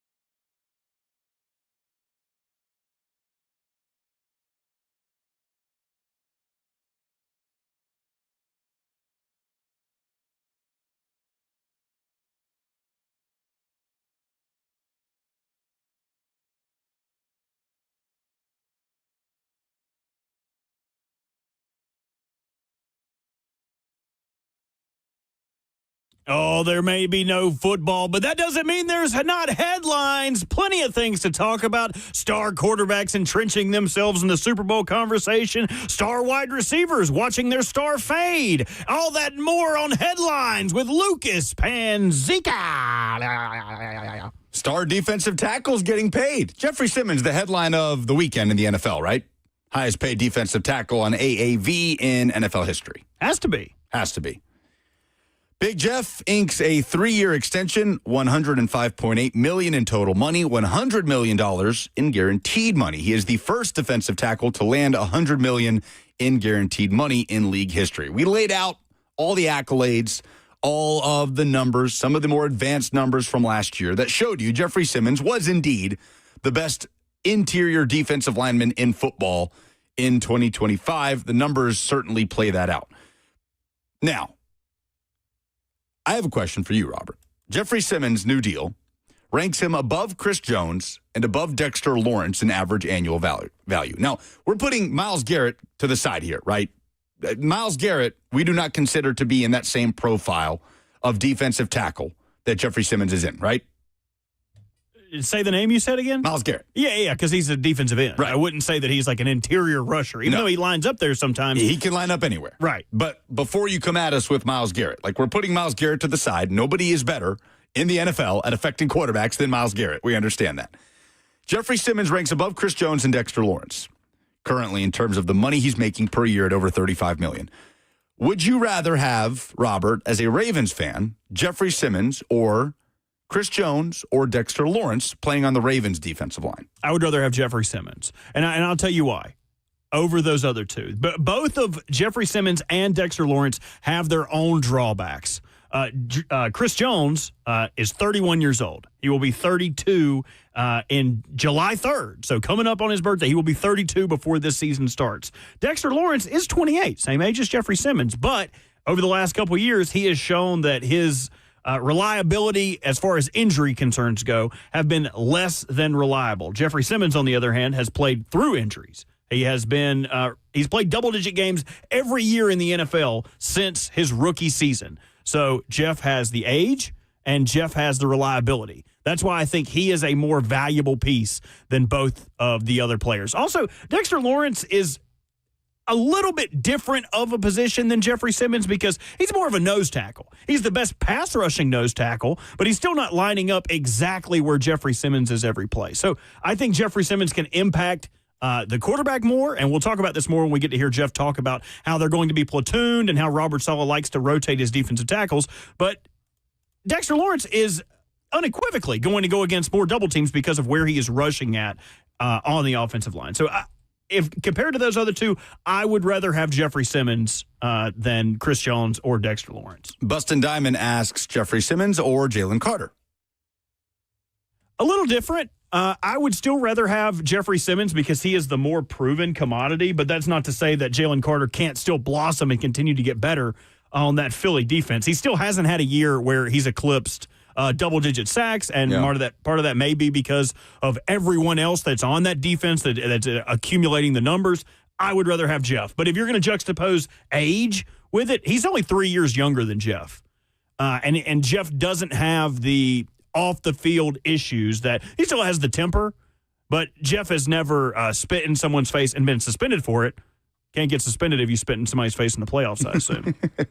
Jalen Carter, by the way, they exercised the fifth-year option on his contract. What do you think that money looks like for Carter as Jeff kind of resets the market at defensive tackle? Yeah, he's got another year plus a fifth-year option, so we're probably a year away from him getting paid. Yeah, he's going into the fourth year of his deal. Unless they want to get on top of it. But I assume that he would surpass Jeff, given that he will be 27 when it gets to this point. He will probably make, by that point, it's probably $40 million for a premier defensive lineman, I would imagine. There's no question the value that Jeff has to this team. We talked about it from a leadership standpoint, what he did on the field last year. And the Titans are trying to build around Jeffery Simmons, obviously as the centerpiece of all of this. But what he's done to sort of take the baton from Jarrell Casey, to me, is the type of thing that you dream of, right? When you're drafting a first-round prospect at a critical position. And he's taken on that role with this team through multiple different coaching staffs. And he's developed as a leader as much as he's developed as a player on the field, in my mind. It's been critical to what the Titans are trying to do now in the Robert Saleh era. And then over the weekend, I don't know if you saw this, Robert, this pops up from Mary Kay Cabot talking about Myles Garrett, that he was never really the leader the Browns hoped he would be in Cleveland. Here's the quote from Mary Kay Cabot, who has been covering the Cleveland Browns a very long time. Quote, while Garrett was respected and revered, he wasn't necessarily universally loved. And while he evolved as a leader over the years, he wasn't the great unifier the Browns always hoped he would be. And this is an aside. It doesn't have anything to do with Jeff, other than Jeff has been the leader the Titans have hoped he would be. But does this reek to you like, he's gone now, let's try to minimize the fact that Myles Garrett doesn't play for this team anymore? Or do you think there's some validity to that? Maybe there's a little bit of validity, but it's probably overweighed. It's the same thing that happened when John Harbaugh was fired by the Ravens, and then everyone had to come out and say, oh, we didn't like the way practices were done. Oh, we didn't like the way Todd Monken's offense was ran. Lamar had problems with Todd Monken. Like, so many things are going to come out that part of it is going to be people overinflating comments and things about how things were ran.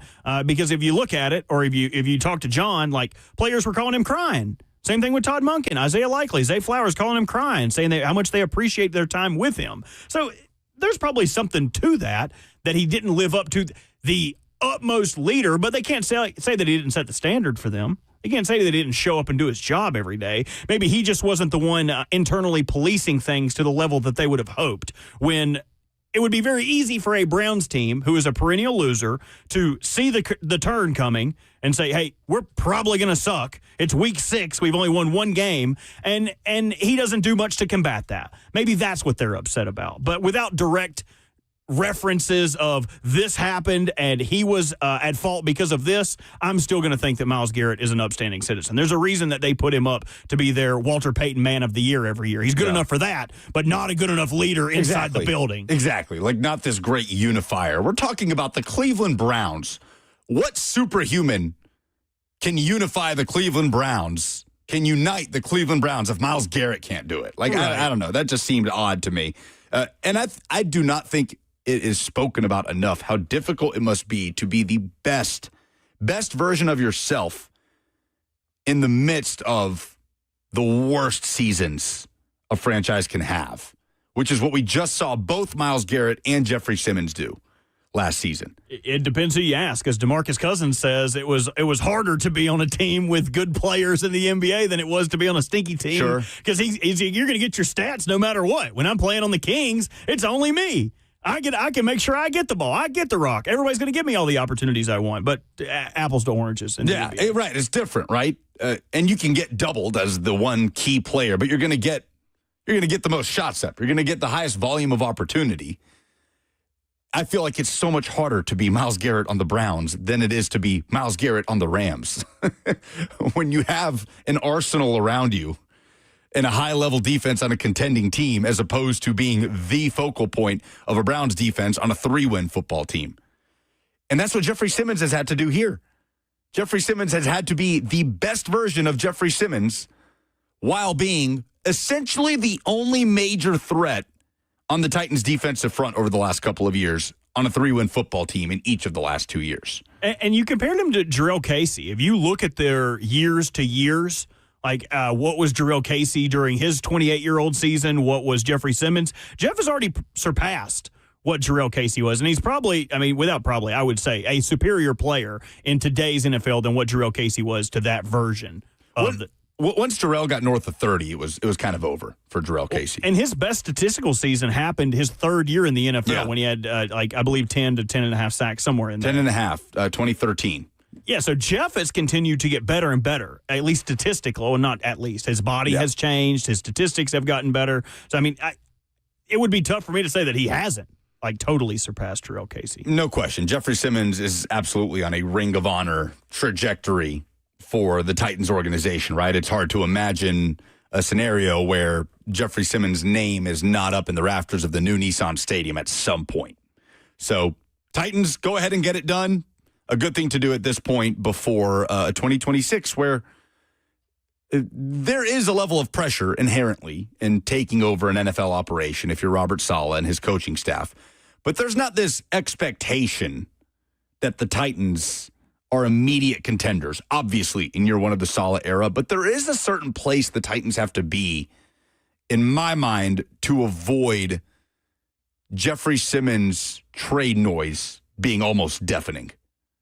Right? And we could talk about that coming up in the next hour in our Jeffery Simmons expectation index for 2026.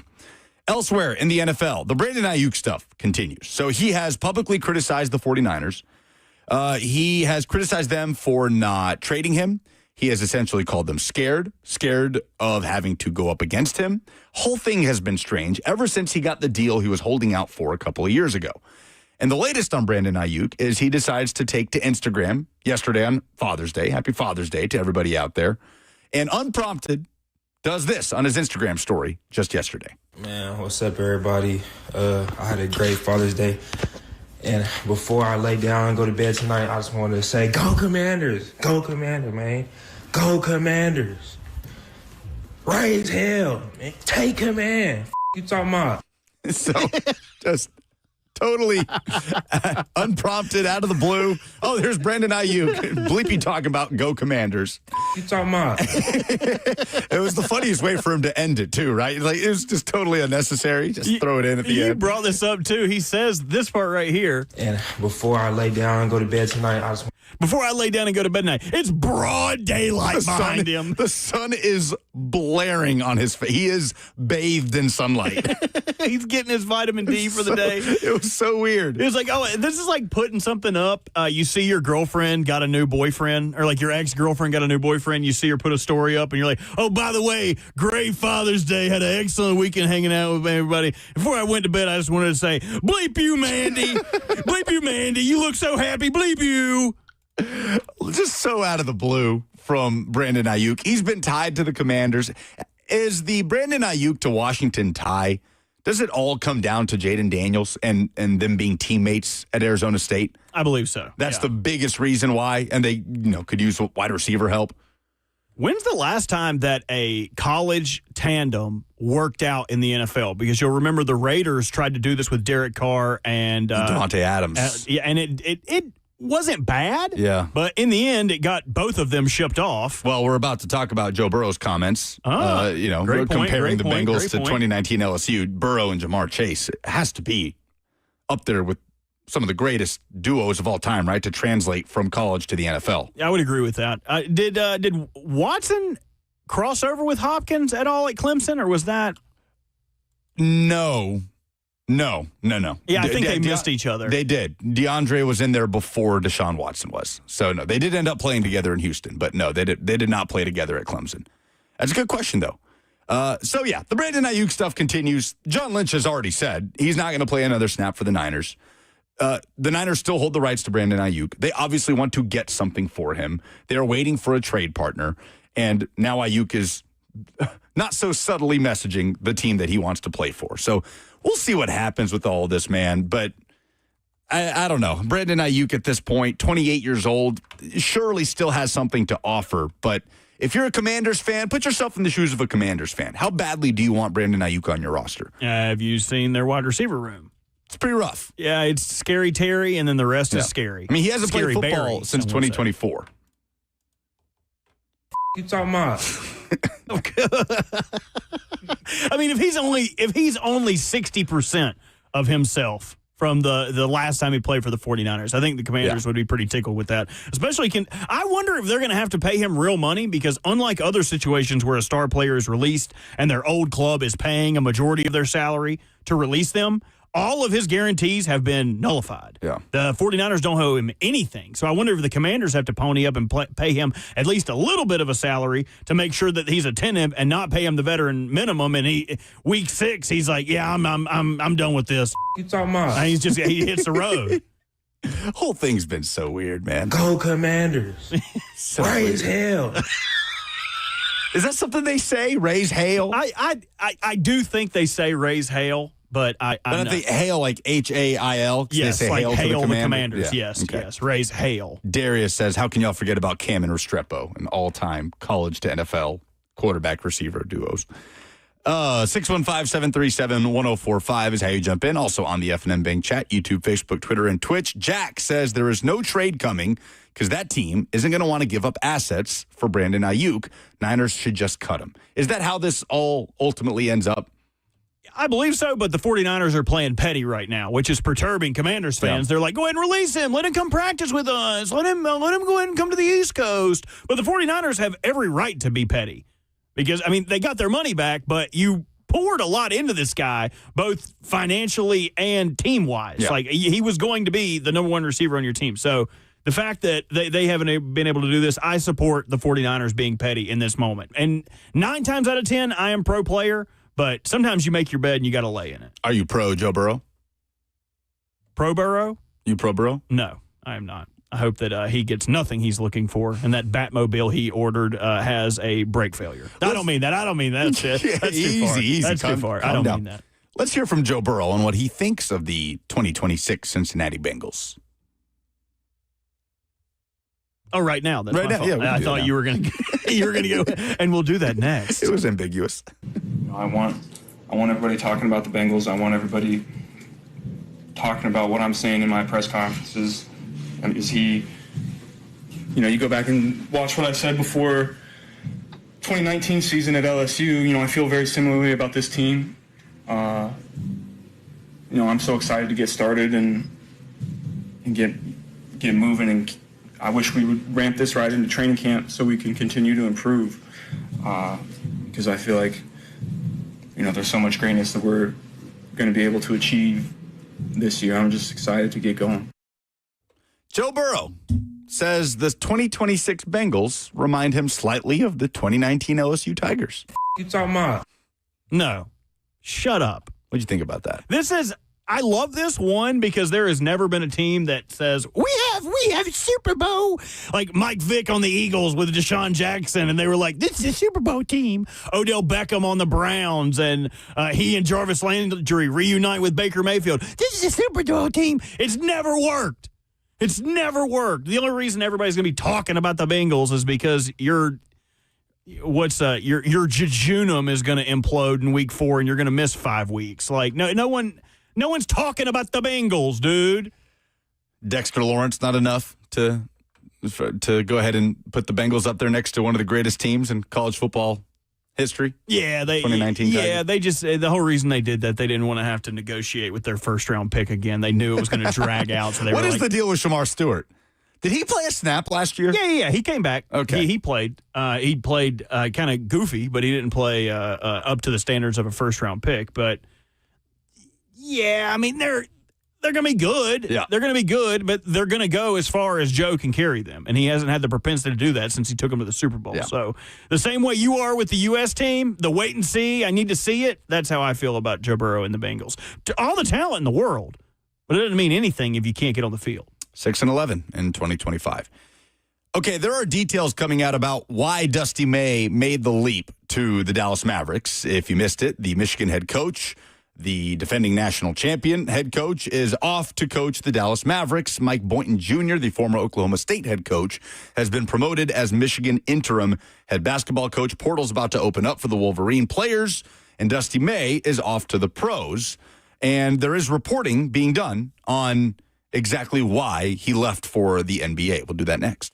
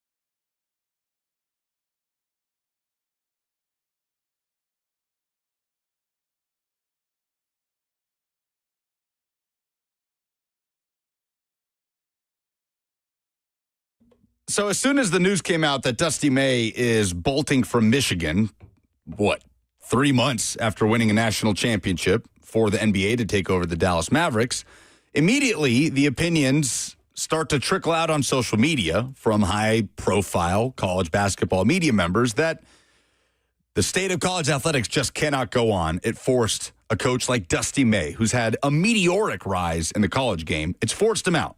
And I'm skeptical when I see that because it's not like we've not seen precedent, more so in the college game than in the NFL, right, of coaches getting that opportunity and making the leap. We saw it with Billy Donovan. We certainly saw it with Brad Stevens. Probably the most success in the modern age, Robert, would we say, of success as a college head coach and an NBA head coach, Brad Stevens, right? And now, obviously, in his front office role in Boston. Yeah, because who else would it be? Mark Pope? Right. No way. No. Bayline, the Michigan coach that got the Cavs job, that did not last long. So, I'm talking about coaches that have made the leap from college to the NBA head coaching gigs. Oh, gotcha. Understood. Did Mark Pope not go college and then NBA and then back to college? He was never a NBA head coach, Mark Pope.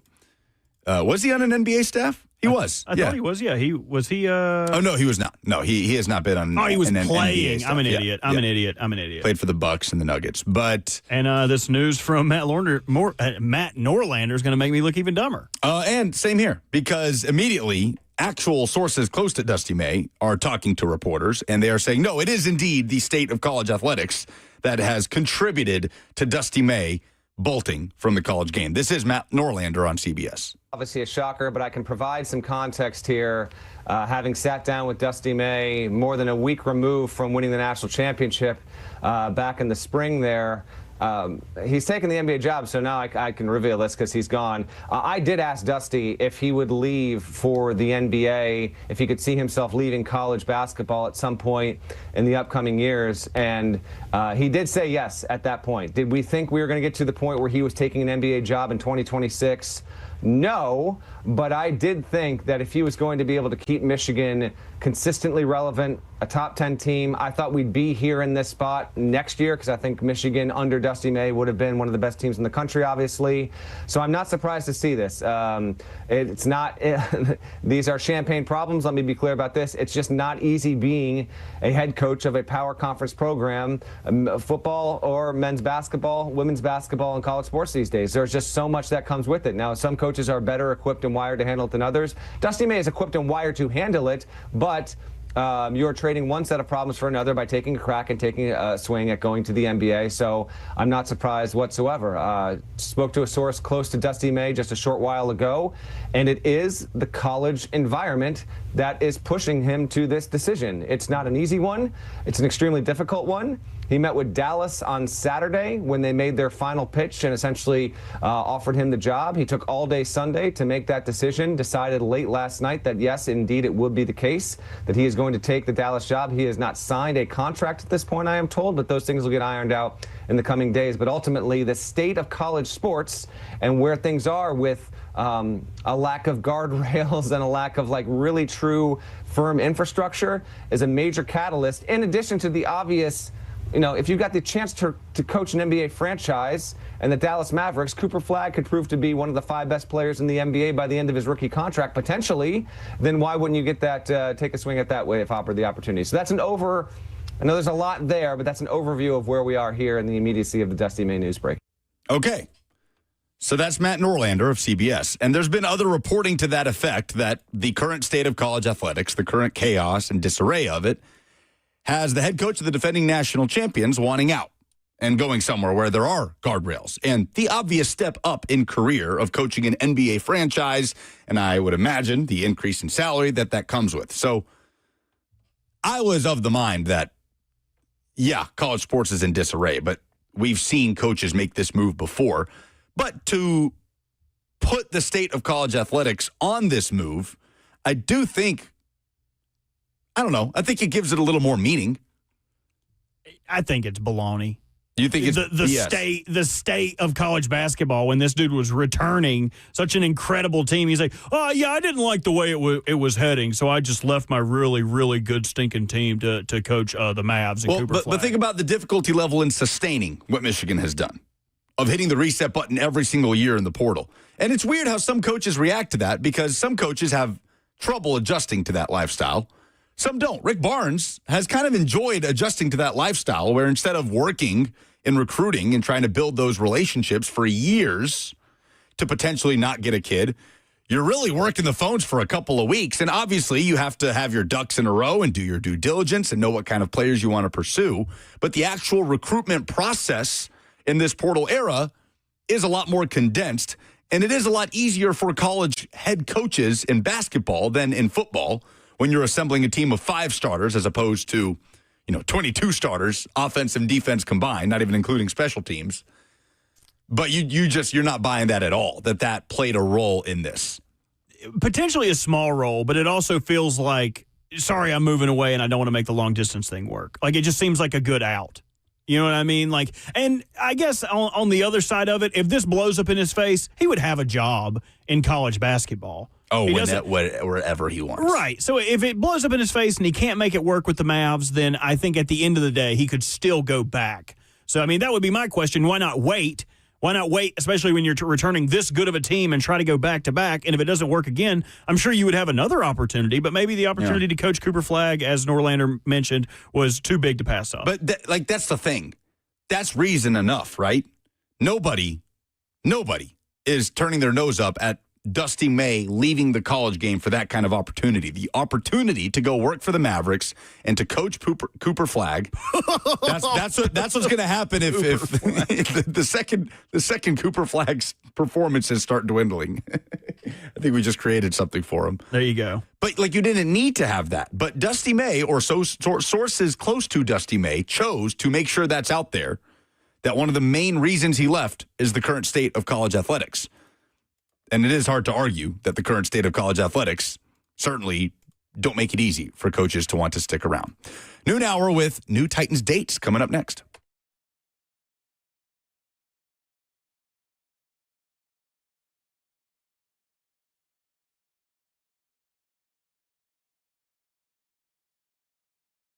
This is a different court, Blair. Same result, Slay. Oh, okay, Blair. See, that's Tyler Tanner. See, Tyler Tanner's in the house now. Let's see what you got. Jerry's out, Blair. Blair, come on. Okay, Blair, just come sit down. Come on, Blair, stop. You're going to get hurt. Blair, get off the court. That's enough. What's the verdict, Blair? The courtroom is where I play ball. Boy, Durham, injury law, and that ain't got no rules. The guaranteed offer is the simplest, least stressful way to sell your home. You go to our website, you fill out a quick form, we set an appointment, we bring you an all-cash offer.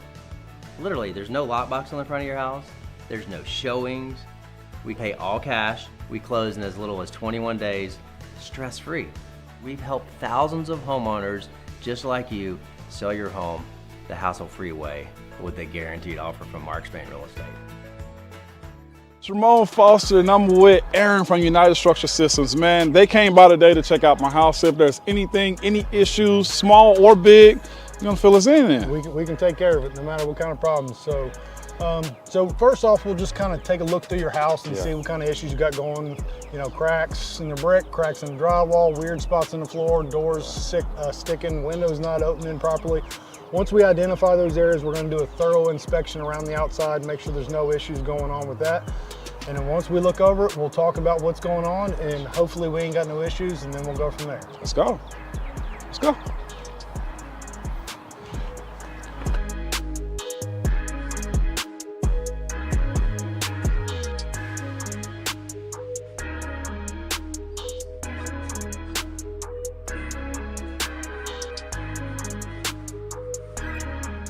Ms. Foster, so we have looked at the issues that you brought up. We had the drywall in the attic up here above your bonus or your garage. You had some doors sticking. I did. Going in your bathroom. So we've inspected all that. We don't see any major structural concerns. So you're going to be one of our lucky good news customers today. There is some minor deflection there. That's not an uncommon thing. As any house is built, it's its biggest and its strongest the day that it's born. Right, and from that point, it just gets older, just like us. We ain't hopping up out of bed, taking off down the hallway, running downstairs anymore. Not protecting quarterbacks anymore. No. Opening up late. We're done. Your guard ain't there no more. Okay, so, I got you. So it just happens. It gets a little older and it starts to deflect. Now, there are some things we can do to kind of help adjust those doors, mainly adjusting in the door, which we don't necessarily do, and maybe doing some light shimming in the crawl space down there to address those sticking doors. But for now, no major issues there. We did talk about the grading in the back and some issues that we can take care of back there for you. But that's pretty much up in a nutshell. No big issues and you're good to go. So. Awesome. So again, what you deal with United Structural Systems is it's upfront, it's honest, and now I can sleep peacefully at night, okay?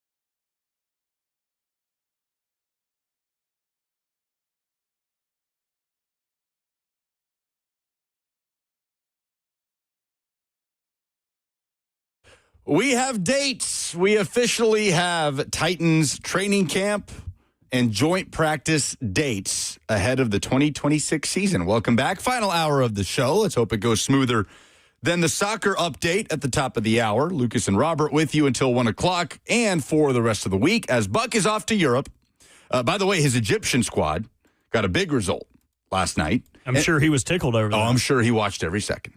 And there is a scenario where the U.S. plays Egypt in the knockout rounds. Ooh, don't tease me. We'll see. Don't tease me. We'll see. Lionel Messi is playing soccer. Argentina and Austria have just kicked off in group stage play in Dallas, otherwise known as Jerryville by some World Cup commentators on Fox. So we know when the Titans will report to training camp. And it is official now, what Robert Saleh has been saying, that the Titans will indeed hold joint practices with all three of their preseason opponents. So Jim Wyatt putting this out there on TennesseeTitans.com. The NFL has officially announced dates for the start of training camp and joint practices for all 32 teams. For the Titans, rookies are scheduled to report to training camp July 23rd at Vanderbilt Health Football Center, and veterans are scheduled to report July 28th. So July 28th, a little over a month, veterans report for training camp. Joint practice dates. The Titans are going to Santa Clara to play the Niners in the preseason opener. That happens August 13th. Titans will practice with the Niners on August 11th, 2 days before the game. Then they will come back to Nashville. Their preseason home opener will be against the Seahawks August 23rd. My goodness. That's not the first time that's happened. It keeps happening. Us making fun of Jay's lisp has finally gotten to you. Between that and pooper flag, I don't know what your better blip was today. August 23rd is the Seahawks preseason game. Joint practice happening August 21st. And then the Titans close out the preseason slate against Chicago, which is August 29th. Practice in Nashville, August 27th.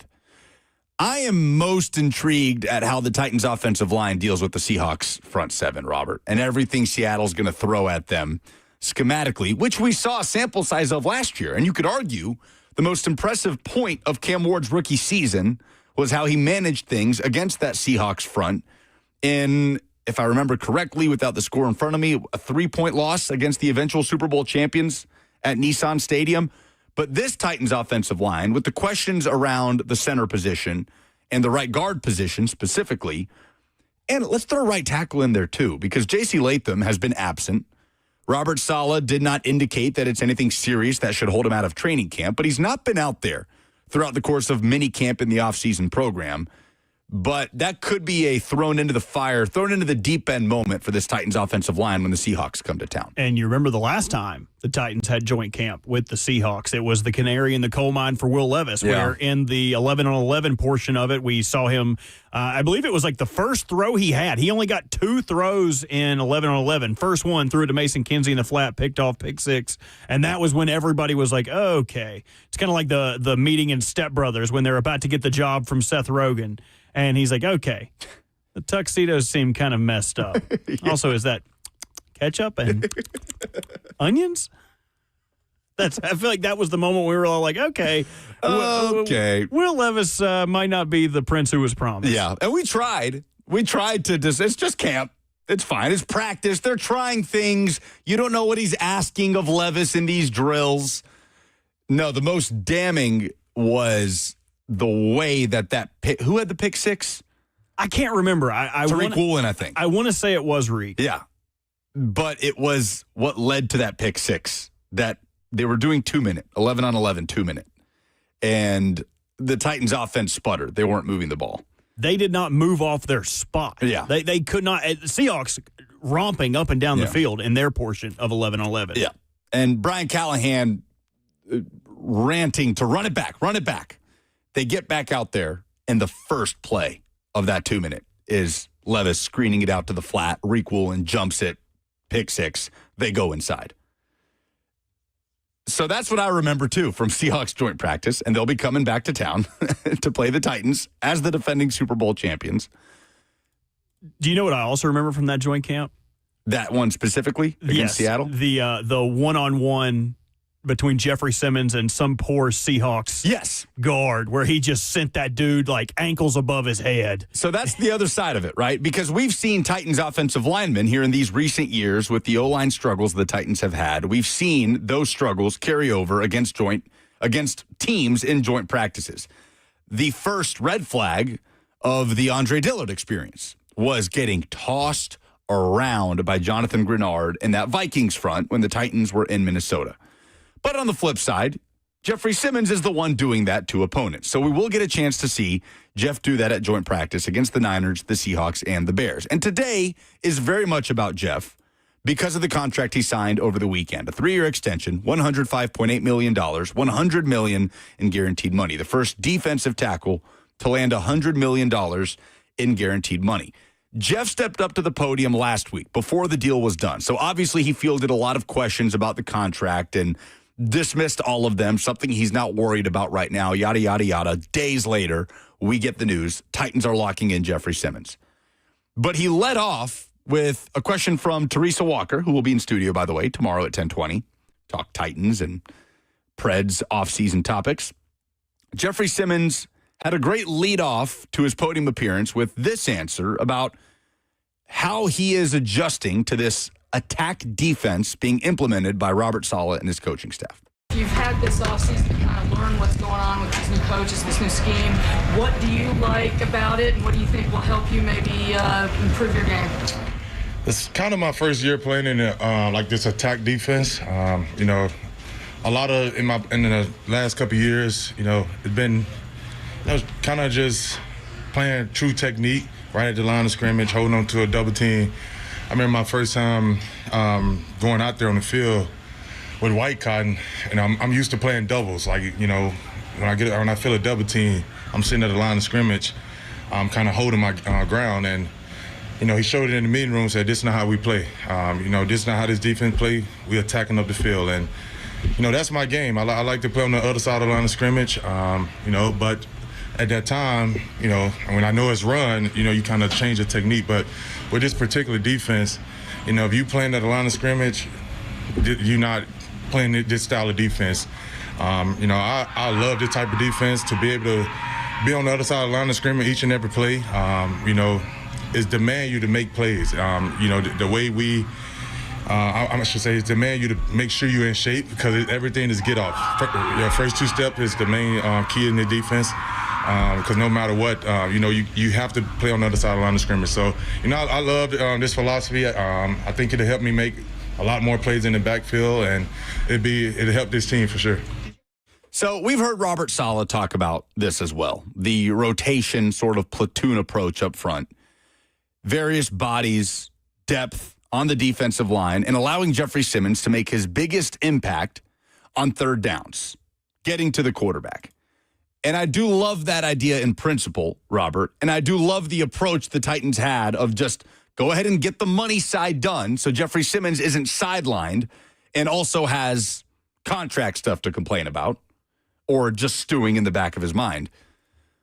But right now, that's something that we can say without knowing how the Titans' run defense is going to hold up in certain moments with Jeffery Simmons not on the field, right? When he is by far this team's best run defender and one of the best in the NFL. Like, this approach is well and good, and I want to see a fresher Jeffery Simmons pouncing on third and long opportunities. And in the second half of games. Absolutely. Like, I love this pitch count approach for Jeffery Simmons to maximize his impact over the course of a season. But at some point, if Jordan Elliott or whoever isn't holding up and you're giving up 4 to 5 yard runs on first down, then Jeffery Simmons got to get back in there. I believe the Robert Saleh quote was, if you can play 4 snaps, as Jeffery Simmons would say, you'll get to hear that in the 12:20 segment.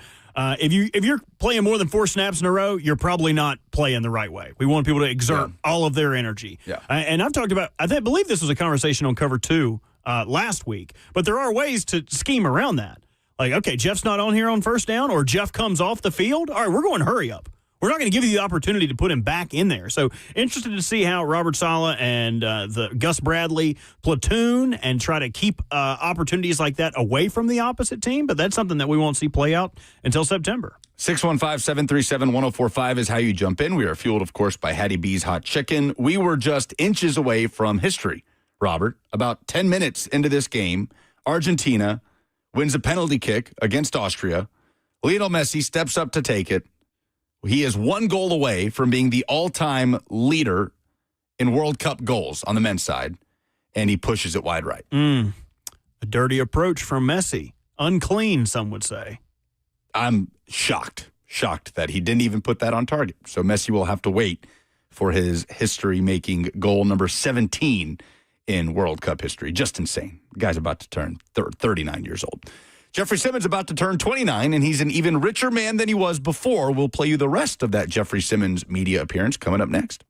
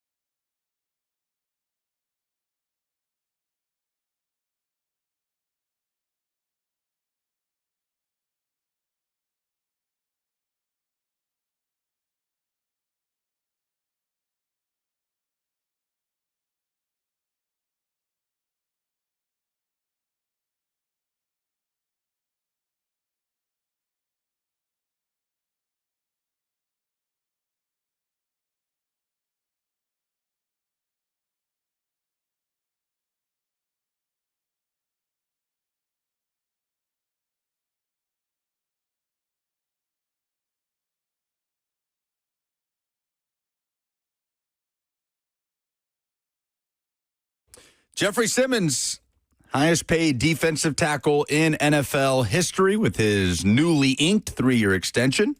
$100 million in guaranteed money, the highest mark ever for a D tackle as Jeff gets ready to turn 29 and head into 2026 and build off the best year of his NFL career so far.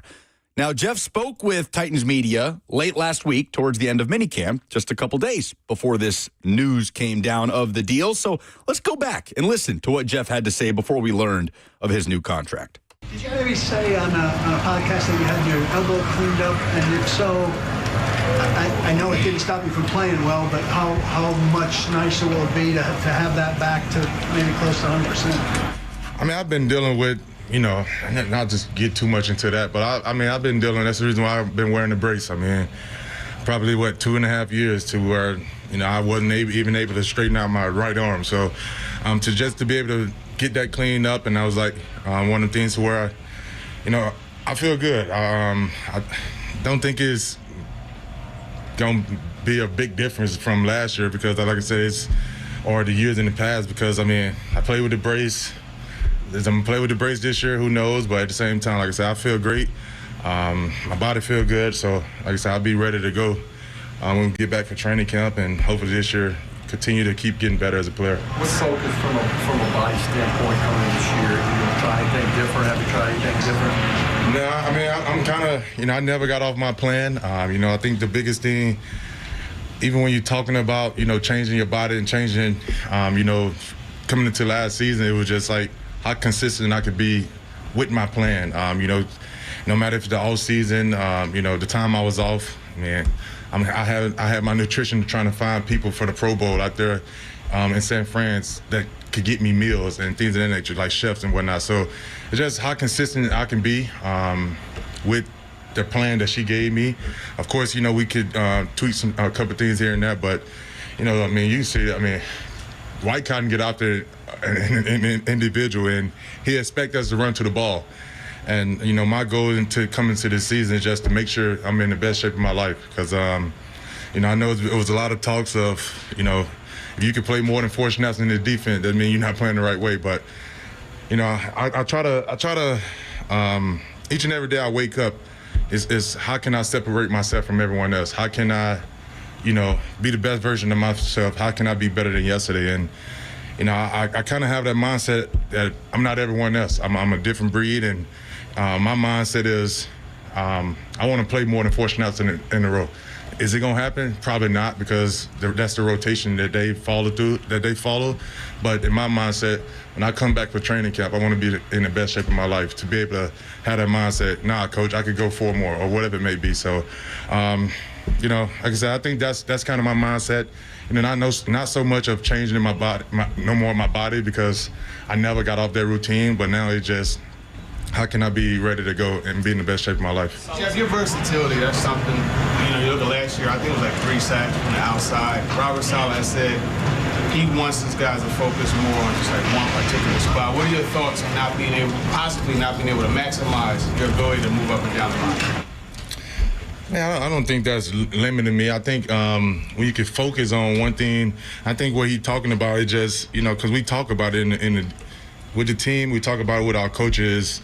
Find that one thing you could get better at and focus on. I think that's the biggest thing. But when you talking about being on the football field, I saw like we had to play one time where Jake went inside and he switched with a D tackle. D tackle went on the edge. So I don't think it's so much of he's saying, oh, I'm not gonna be able to get on the edge. I think it's one of them things to where I don't need to be focused on the edge right now. Is in his defense, a lot of the things we doing is gonna be probably left and right. So what's my best rush on the left side out of the 3 technique and the 2, vice versa to the right side. So I know I'm an interior rusher. I know I play 3 technique, I play the shade. So that's where my focus is for sure. But I'm not so focused on getting on the edge. Like I know my best ball is gonna be. I'm an interior rusher or I'm an interior player. So that's my focus for sure. When it comes to your contract, are you wanting to get something done before the start of training camp, or do you look at how the money's exploded and say, hey, let's let some other guys sign before I sign so I can get an even better?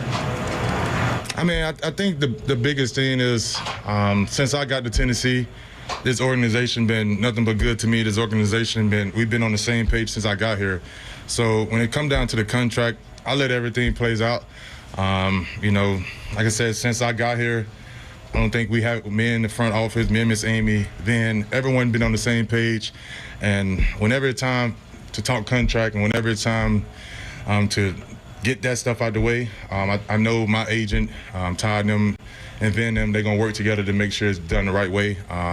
One thing, when it come down to that contract, we know how messy it could get. And that's not what I'm looking for, especially going on year 8. Like I said, this organization been nothing but good to me. So I'm not, so focused on the contract right now. Like I said, my goal this offseason is let me go work my tail off and get ready for training camp. That freedom to be more aggressive that you talked about, I mean, you guys will do less kind of containing. You're less concerned with anything that holds you back? I wouldn't say, because, even when you contain it, I don't think it's just holding you back. Yes, do you have to do something out of the normal other than just getting off the ball, playing on the other line of scrimmage? But at the same time, it's the reason why sometimes we have to contain. It's one of them things to where, are you a selfish player? You're not going to get out there. So it's not like I didn't like containing, but do I like this defense to where, for the most part, they're going to know where we at and they're going to know how we play? Hell yeah. This is the type of defense I want to be in. I want to just play on the other side of the line of scrimmage. When you play a defense like this, when you got guys up front like JFM, Jermaine, Solomon, we can win a lot of football games up front, and that's going to be our motto. That's our motto in our defense line room. This team goes the way our front goes. So. And we got to live by it. We got to practice like it. We got to play like it. And that's how we're going to win football games. Saul said this morning that you two haven't had the conversation about the snap counts personally. Is that something that you have to talk to him about, or is it just you're going to let you play, kind of show him what you can do? We haven't talked about it. I think, the biggest thing is we could talk about, phase 3 mini camp. Football is played with pads on. And like I said, with the way I train, the way I try to get my body ready, I'll show him that, maybe I could go 6 plays instead of the 4 that they're talking about. But like I said, that's my mindset, But I'm not going. I played 4 snaps and he subbed me out. I'm not going to be over there, why in the hell you taking me out or things in that nature? Because that's a distraction. I think, like I said, maybe second-year player Jeff, maybe I would have been pissed off. But I think when you, like I said, in this style of defense, running out the stack, every day, you see Solomon probably getting 2,700 yards a day. That's because he's running out the stack and things of that nature. So that's the standard. And so, whenever that time comes, we'll see. But like I said, we got a long way for that. Jeff, doing the individual work the last 2 days, is that you more catching up to speed, getting back in shape and rhythm, or is that more being careful of that elbow or something else? We just worked out a plan. We had a great plan coming in, just to stay out of the team reps and, just work on things on the side, of course. But like I said, it was me and Coach Sala was on the same page of that, and we worked out a plan for me to be able to still get my work in. I kind of regretted wearing that helmet out there on the side like that, but especially today. But no, it was good just to be able to even be out here warming up with the guys and then get my work in on the side. But it was a plan that we talked about, of course. But I want to say so much of trying to nurture the elbow. Like I said, I got the elbow. We're back in February. Everything is feeling good, but like I said, come training camp, I'll be out there ready to roll with the guys. Jeff, what do you view as a successful season for yourself in 26? I haven't thought so much about the season. I feel like that's like that hurdle down the road. You're looking ahead, you may trip over that one. So I really haven't thought so much about the season. My biggest goal, especially coming off last year, I would say, I want to win. The biggest goal is to win. I think that's the only thing I can speak on right now outside of, like I said, I don't want to look too far ahead. I have what we got after tomorrow, I think it's 47 days. How can I be the best Jeffery when I leave here after tomorrow to come back July 28th ready to roll? So, like I said, I'm not so focused on the season just yet. Maybe after training camp, you can ask me that question, I'll have a better idea. All right, good stuff from Jeffery Simmons a few days ago. Again, that was before the contract news dropped over the weekend. So, Jeff, I imagine, already having a good idea of what that was going to look like at that point. mum on the contract, but good stuff otherwise. Interesting to hear Jeffery Simmons and the idea that a younger Jeffery Simmons maybe wouldn't take too kindly to lessening his snap count to increase his impact. But an older, more established, soon-to-be 29-year-old Jeffery Simmons likes it for the big picture of the defense. But how soon before that goes out the window, Robert? And Jeffery Simmons wants to be in the game when the Titans are struggling to stop the run for a certain stretch against Jonathan Taylor and the Colts. I think that is probably the biggest question that they have to figure the answer out to when regarding this defense. How much is too much for Jeffery Simmons? Because he's never going to tell you it's too much. I mean, I'm looking at his snap counts now from the last 3 seasons, and this is pretty serendipitous. He has played the exact same amount of percent defensive snaps the last 3 seasons. He has played 81%. Each of the last 3 seasons. Each of the last 3 seasons. Now, some of those health was an issue in 2023. He only played in 12 games. But the last season missed 2 games. The season before that, missed 1 game. So playing around 81% of the total snaps. I wonder how that changes under Robert Saleh. And the last question Jeff was asked there was, how would you quantify a successful season for you? And that's what we're going to set out to do. Yeah. So Jeffery Simmons is not going to do that. He's not going to put numbers on it. Now, he probably won't do it during training camp. But we can. And I think it's a fascinating discussion as we talk about potentially less of a snap count for Jeff. You said 81% each of the last 3 seasons. Where would we place the over-under on percentage of defensive snaps for Simmons in 2026, you think? 76? That's kind of where I was at, but I think it could be even lower. If teams are scheming against Jeff and going hurry up when he's off the field, which would maximize the number of snaps that he's not there, I think you could see something as low as 68, 69, 70, somewhere in there. But again, that's going to be something we're going to have to see when the rotation and game script ends up playing it out. Because if the Titans are up, and they're up in which I wouldn't look forward to say that they are going to be up in a lot of their games going into the second half. But if they are, they'll be able to be more judicial with how they deploy Jeffery Simmons versus if they're behind. If you're behind, it's going to exasperate teams to try to keep up or exasperate the defense more to create game-stopping opportunities on rundowns because teams are going to try to run the clock out. They're going to try to keep up and keep the ball. You laid out a great exercise for us to do this week. Just Robert and myself throughout the course of the week. Buck is traipsing around Europe, so we are rid of him all week. We are still, of course, fueled by Hattie B's Hot Chicken, and we hope you join us as we broadcast live Wednesday at the brand new East Nashville location's grand opening. So come out and see us on Gallatin Ave. We'll be there. The morning guys will be there. Cover 2 will be out there. Will be a great day. But you laid out a great exercise for us to do in establishing an expectation index for key players on this team. Jeffery Simmons, Cam Ward, Carnell Tate. We'll do it for all those guys, but starting with the news of the contract with Jeff.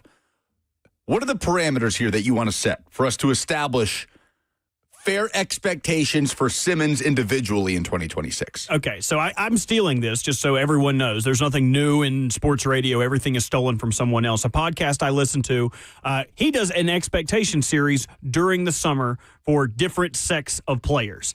His previous job was an actuary. So if you're going to put a percentage on what is a good or great season, here is how he defined it. 0 to 100. This is not like a school grade where Jeffery Simmons would have to have an 85% season to have a B.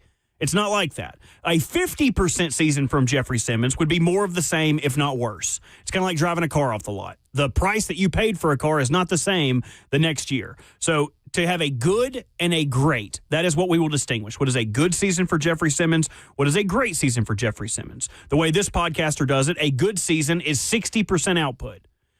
A great season is 80% output. Obviously, a 100% season would be Jeffery Simmons being the best defensive tackle the football has ever seen. Like breaking Myles Garrett's record. Breaking sack records. Yeah. Like almost a unattainable season would be 100%, like doing double what he did the previous season. So we will be distinguishing what is a good and what is a great season for him. And a reminder on what Jeffery Simmons did last year. 11 sacks, 17 TFLs. He was available for 15 games, started all of those. He also had a safety, and I don't have his batted balls. Yes, I do. 3 pass deflections, 3 forced fumbles. So we will be going off of that for what is a good season for Jeffery Simmons. Would you like to start, or would you like me to start? Before we do, let's go back to 2025. What category would his 2025 fall under? Would that fall under the 80% great? Because it's the best version of Jeffery Simmons we've ever seen. He led all defensive tackles in most major categories. Correct. I would say that last year was a great season for Jeffery Simmons. Also because he was an All-Pro. He has been an All-Pro too, but he's never been the All-Pro at defensive tackle. Last year was the first year that he garnered that award. So yes, I would classify last season as a great season. So this feels almost difficult to answer because the setup around Jeffery Simmons in terms of his output, and as we've talked about, his snap count is likely to be a little bit less, with the goal of maximizing his impact. Correct. Of creating more one-on-one opportunities for Jeffery Simmons on 3rd and longs when offenses are in more vulnerable positions. And elite front seven players have the upper hand. So can the Titans keep that output at an 80% great while decreasing essentially the input of snaps for Jeffery Simmons is the question here. That's the goal. Right. Right? And that would be two different things, too, at the same time, where it's like, or there's two schools of thought with that, where that because they are keeping him fresher and putting him in more opportunities to be advantageous of the defense or for the offensive line, you could say that he would have a better season because he's not having to muck it up on early rundowns. It could potentially keep him healthier, so he would be available for all 17 games, something he hasn't done since the 2021 season. So there are different impacts you could look at this, and I would encourage you and the audience to be as specific as you would like to be. Yeah. What is a good and what is a great season? You can be as specific or non-specific as you'd like to be. And this ultimately boils down to a numbers conversation, right? Correct. Which we understand is an imperfect way to evaluate, let's just say, pass rushers writ large, whether that's off the edge, the interior, whatever it might be. Anything at or above another double-digit sack season for Jeff, I think belongs in that great category, that 80% category. Do you agree? Let's do good first. Okay. I think we could build up to that. And just to give you something a plank to walk off, here would be my good season for Jeffery Simmons. Jeffery Simmons is available for 15 or more games. And he is able to play at the level that he is accustomed to in all of those. I would say that he has a slight uptick in sack production while also having a slight downtick in snaps, where Jeffery is kept fresher. He can play somewhere between 70 to 75% of the snaps. His impact on rushing downs would go down, but those moments would be more hyper-focused into the game-winning moments of the game. So getting a third down shutdown late in the games on a run down because he was able to be kept so clean early. So if I had to put numbers on it, I would say a good season for Jeffery Simmons would be having 11 to 12 and a half sacks, being available for 15 more games, and playing a slight downtick in snaps to keep him healthy. That would be a good season for Jeffery Simmons in my mind. That sounds to me more like it's in the great category, because we will have seen Jeff carry over similar production in the most important categories for his position, coming off the best season of his career. I think the reason that I don't put those numbers higher for a good season would be because they are being more opportunistic with how they're deploying Jeff. And that's why I think when I go into my characterization of what a great season would be for Jeffery Simmons, you see those numbers grown upon from last year. Sure, I got you. No, that makes sense. So okay. I can go ahead and do my great if you would prefer that. Let's do it. So my great season for Jeffery Simmons is he is available for all 17 games of the NFL season. He has 14-plus sacks from his natural pass rushing opportunity, and his snap count does not decrease. He proves to Robert Saleh that he can play with a larger workload. He does not have to have a pitch count for how often he's on the field or to decide whether, okay, this is a second quarter first down opportunity. Let's wait on Jeff and make sure he stayed fresh for the second half. He proves to the Titans defensive coaches that he is able to be deployed writ large. Throw him out there whenever you see fit, and he doesn't have to be on a pitch count.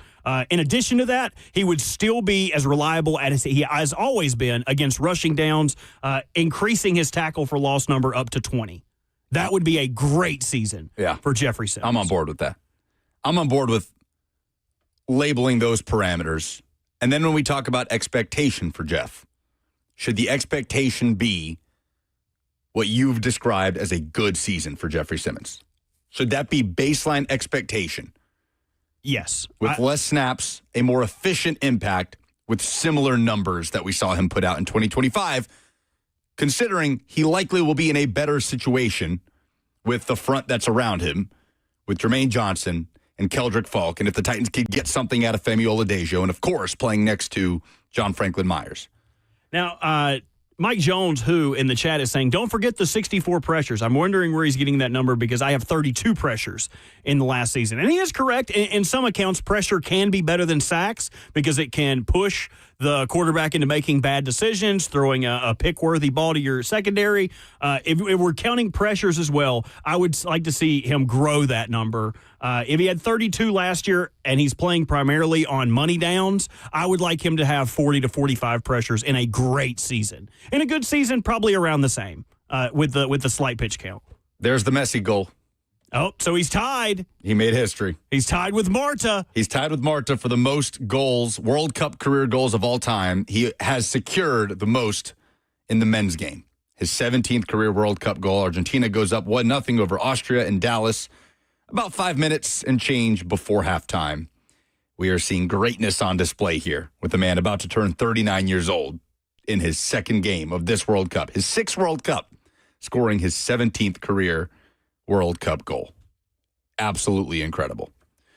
Okay. I'm on board with everything you're saying in terms of that being the expectation, baseline for Jeffery Simmons, considering how substantially improved the situation next to him is with John Franklin Myers, the situation around him is, and hopefully if the Titans defense can get into less precarious situations, get into more third and longs, and take advantage of those situations to let Jeffery Simmons go feast, man. To move Jeffery Simmons closer to being almost a luxury player as opposed to the one thing that you have, right? And he's producing. Teams are double teaming him. He's at the top of every board when teams are game planning for the Titans defense, not really affecting the results in a big way, but he's having a monster individual campaign. Can that be extrapolated out to using Jeffery Simmons more strategically in a way that impacts the game and impacts the win total more than maybe it impacts Jeffrey's total numbers? And that's what the money's for. You gave Jeffery Simmons that big old contract this past weekend for him to do exactly that. There's another aspect of Jeffery Simmons and how the Titans will utilize him in 2026 and what they need to be around him that I think is interesting, and we'll talk about it next as we close out the show.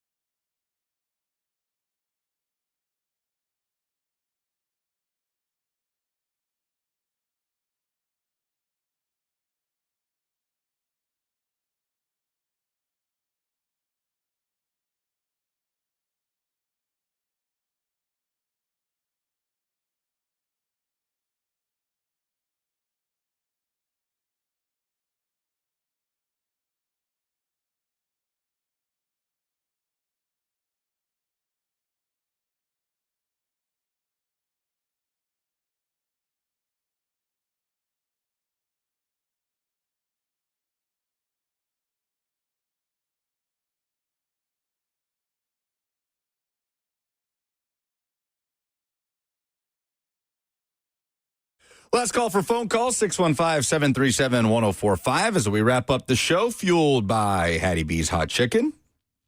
Hope you guys will join us Wednesday at the grand opening of the brand new East Nashville location on Gallatin. Ramon and Will be there. Cover 2 will be there. Come out and hang out and enjoy some of the best hot chicken in the world and enjoy that brand new patio, little event space they got going on back there. Can't wait to tell you all about it. Warming up your singing voice, too. Karaoke night, only a few hours later. At the Green Light, really close to the station. Hopefully everybody's going to be able to bop over there after Hattie B's and get their karaoke on. Yep. I can't tell you the last time I sang karaoke. Me neither. It's been a while. 3HL will be out there broadcasting live before they host their karaoke night, so hope to see you guys out there. We've been spending a lot of time talking about expectations for Jeffery Simmons individually, coming off of this contract that he signed over the weekend, making him the highest paid defensive tackle in NFL history. But what we haven't talked about, Bert, is the expectation around the Titans and their success on the field in 2026 and how that could impact Jeffery Simmons' situation. Because there is an expectation that the Titans will be an improved football team in 2026, right? A rightful expectation. It's measured. Nobody is drawing a line saying Robert Saleh needs to turn the Titans into a contender in year one. People aren't even really saying that Robert Saleh has to take the Titans to the playoffs in year one. If you win 6 games, you literally double your win total from the year before. So there is a level of patience there. But I will say, if there's not significant progress shown in Robert Saleh's first year coaching the Titans, and it doesn't start to feel like this team has a trajectory, the trade noise around Jeffery Simmons surely is going to get louder than ever, right? Especially if he does carry over the level that he played at last season. Yeah, I would agree with that. Like if the Titans are not as good as expected, and which has been the case for the last couple of years, and we get to that trade deadline part of the season, and you've only won 2 or 3 games, and they have yet to truly put it together, the Titans have no plans to trade Jeffery Simmons, right? The Titans want to build this thing long-term around Jeffery Simmons as a cornerstone, culture-wise, football-wise, all of it. But the noise around it surely will be loud if the results are not coming in year one as quickly as people want to see them, which is not all that quickly. Yeah, I think I'd struggle if there were real rumors of him getting traded at the trade deadline this year, and they chose to move him. I think that would be a gross misuse of Jeffery Simmons in exchange for assets. Because, as you noted, this is a growing season.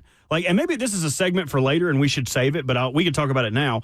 Would you rather the Titans win 6 games, and those 6 games are the only ones they're in, or they win 4 games and they're in another 8 with a chance to win it? Because I think the latter shows real growth. Winning 6 games, that would be a huge step, but it would also make sense given the investment they've made in the team, adding more talent than was on it last year. Now, I think the over-under for their win total right now is 6.5. I think that's right. I believe it's somewhere, it's either 5.5 or 6.5.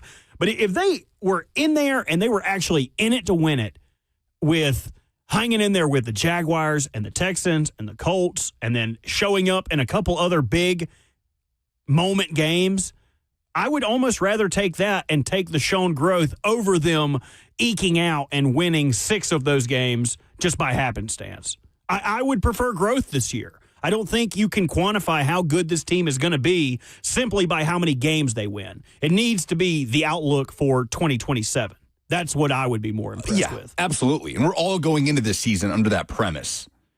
But my concern is that if the growth is even slower than anticipated, because we are anticipating marginal growth, right?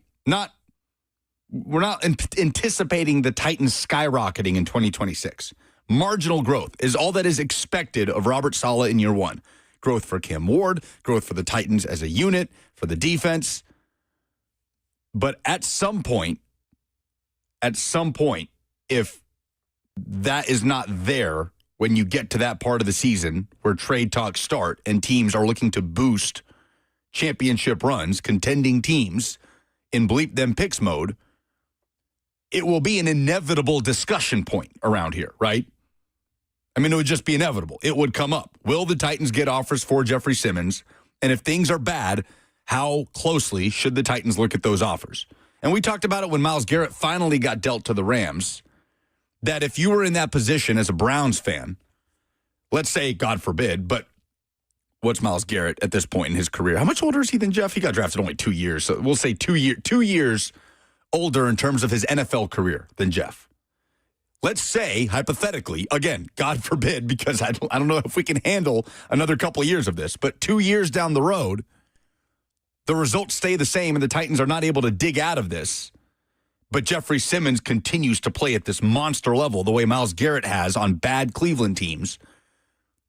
Would you want the Titans to just go ahead and move him? Or would you want the Titans to keep the one thing that makes you proud to be a Titans fan, so to speak? Like, I don't know what the consensus was from Browns fans on that.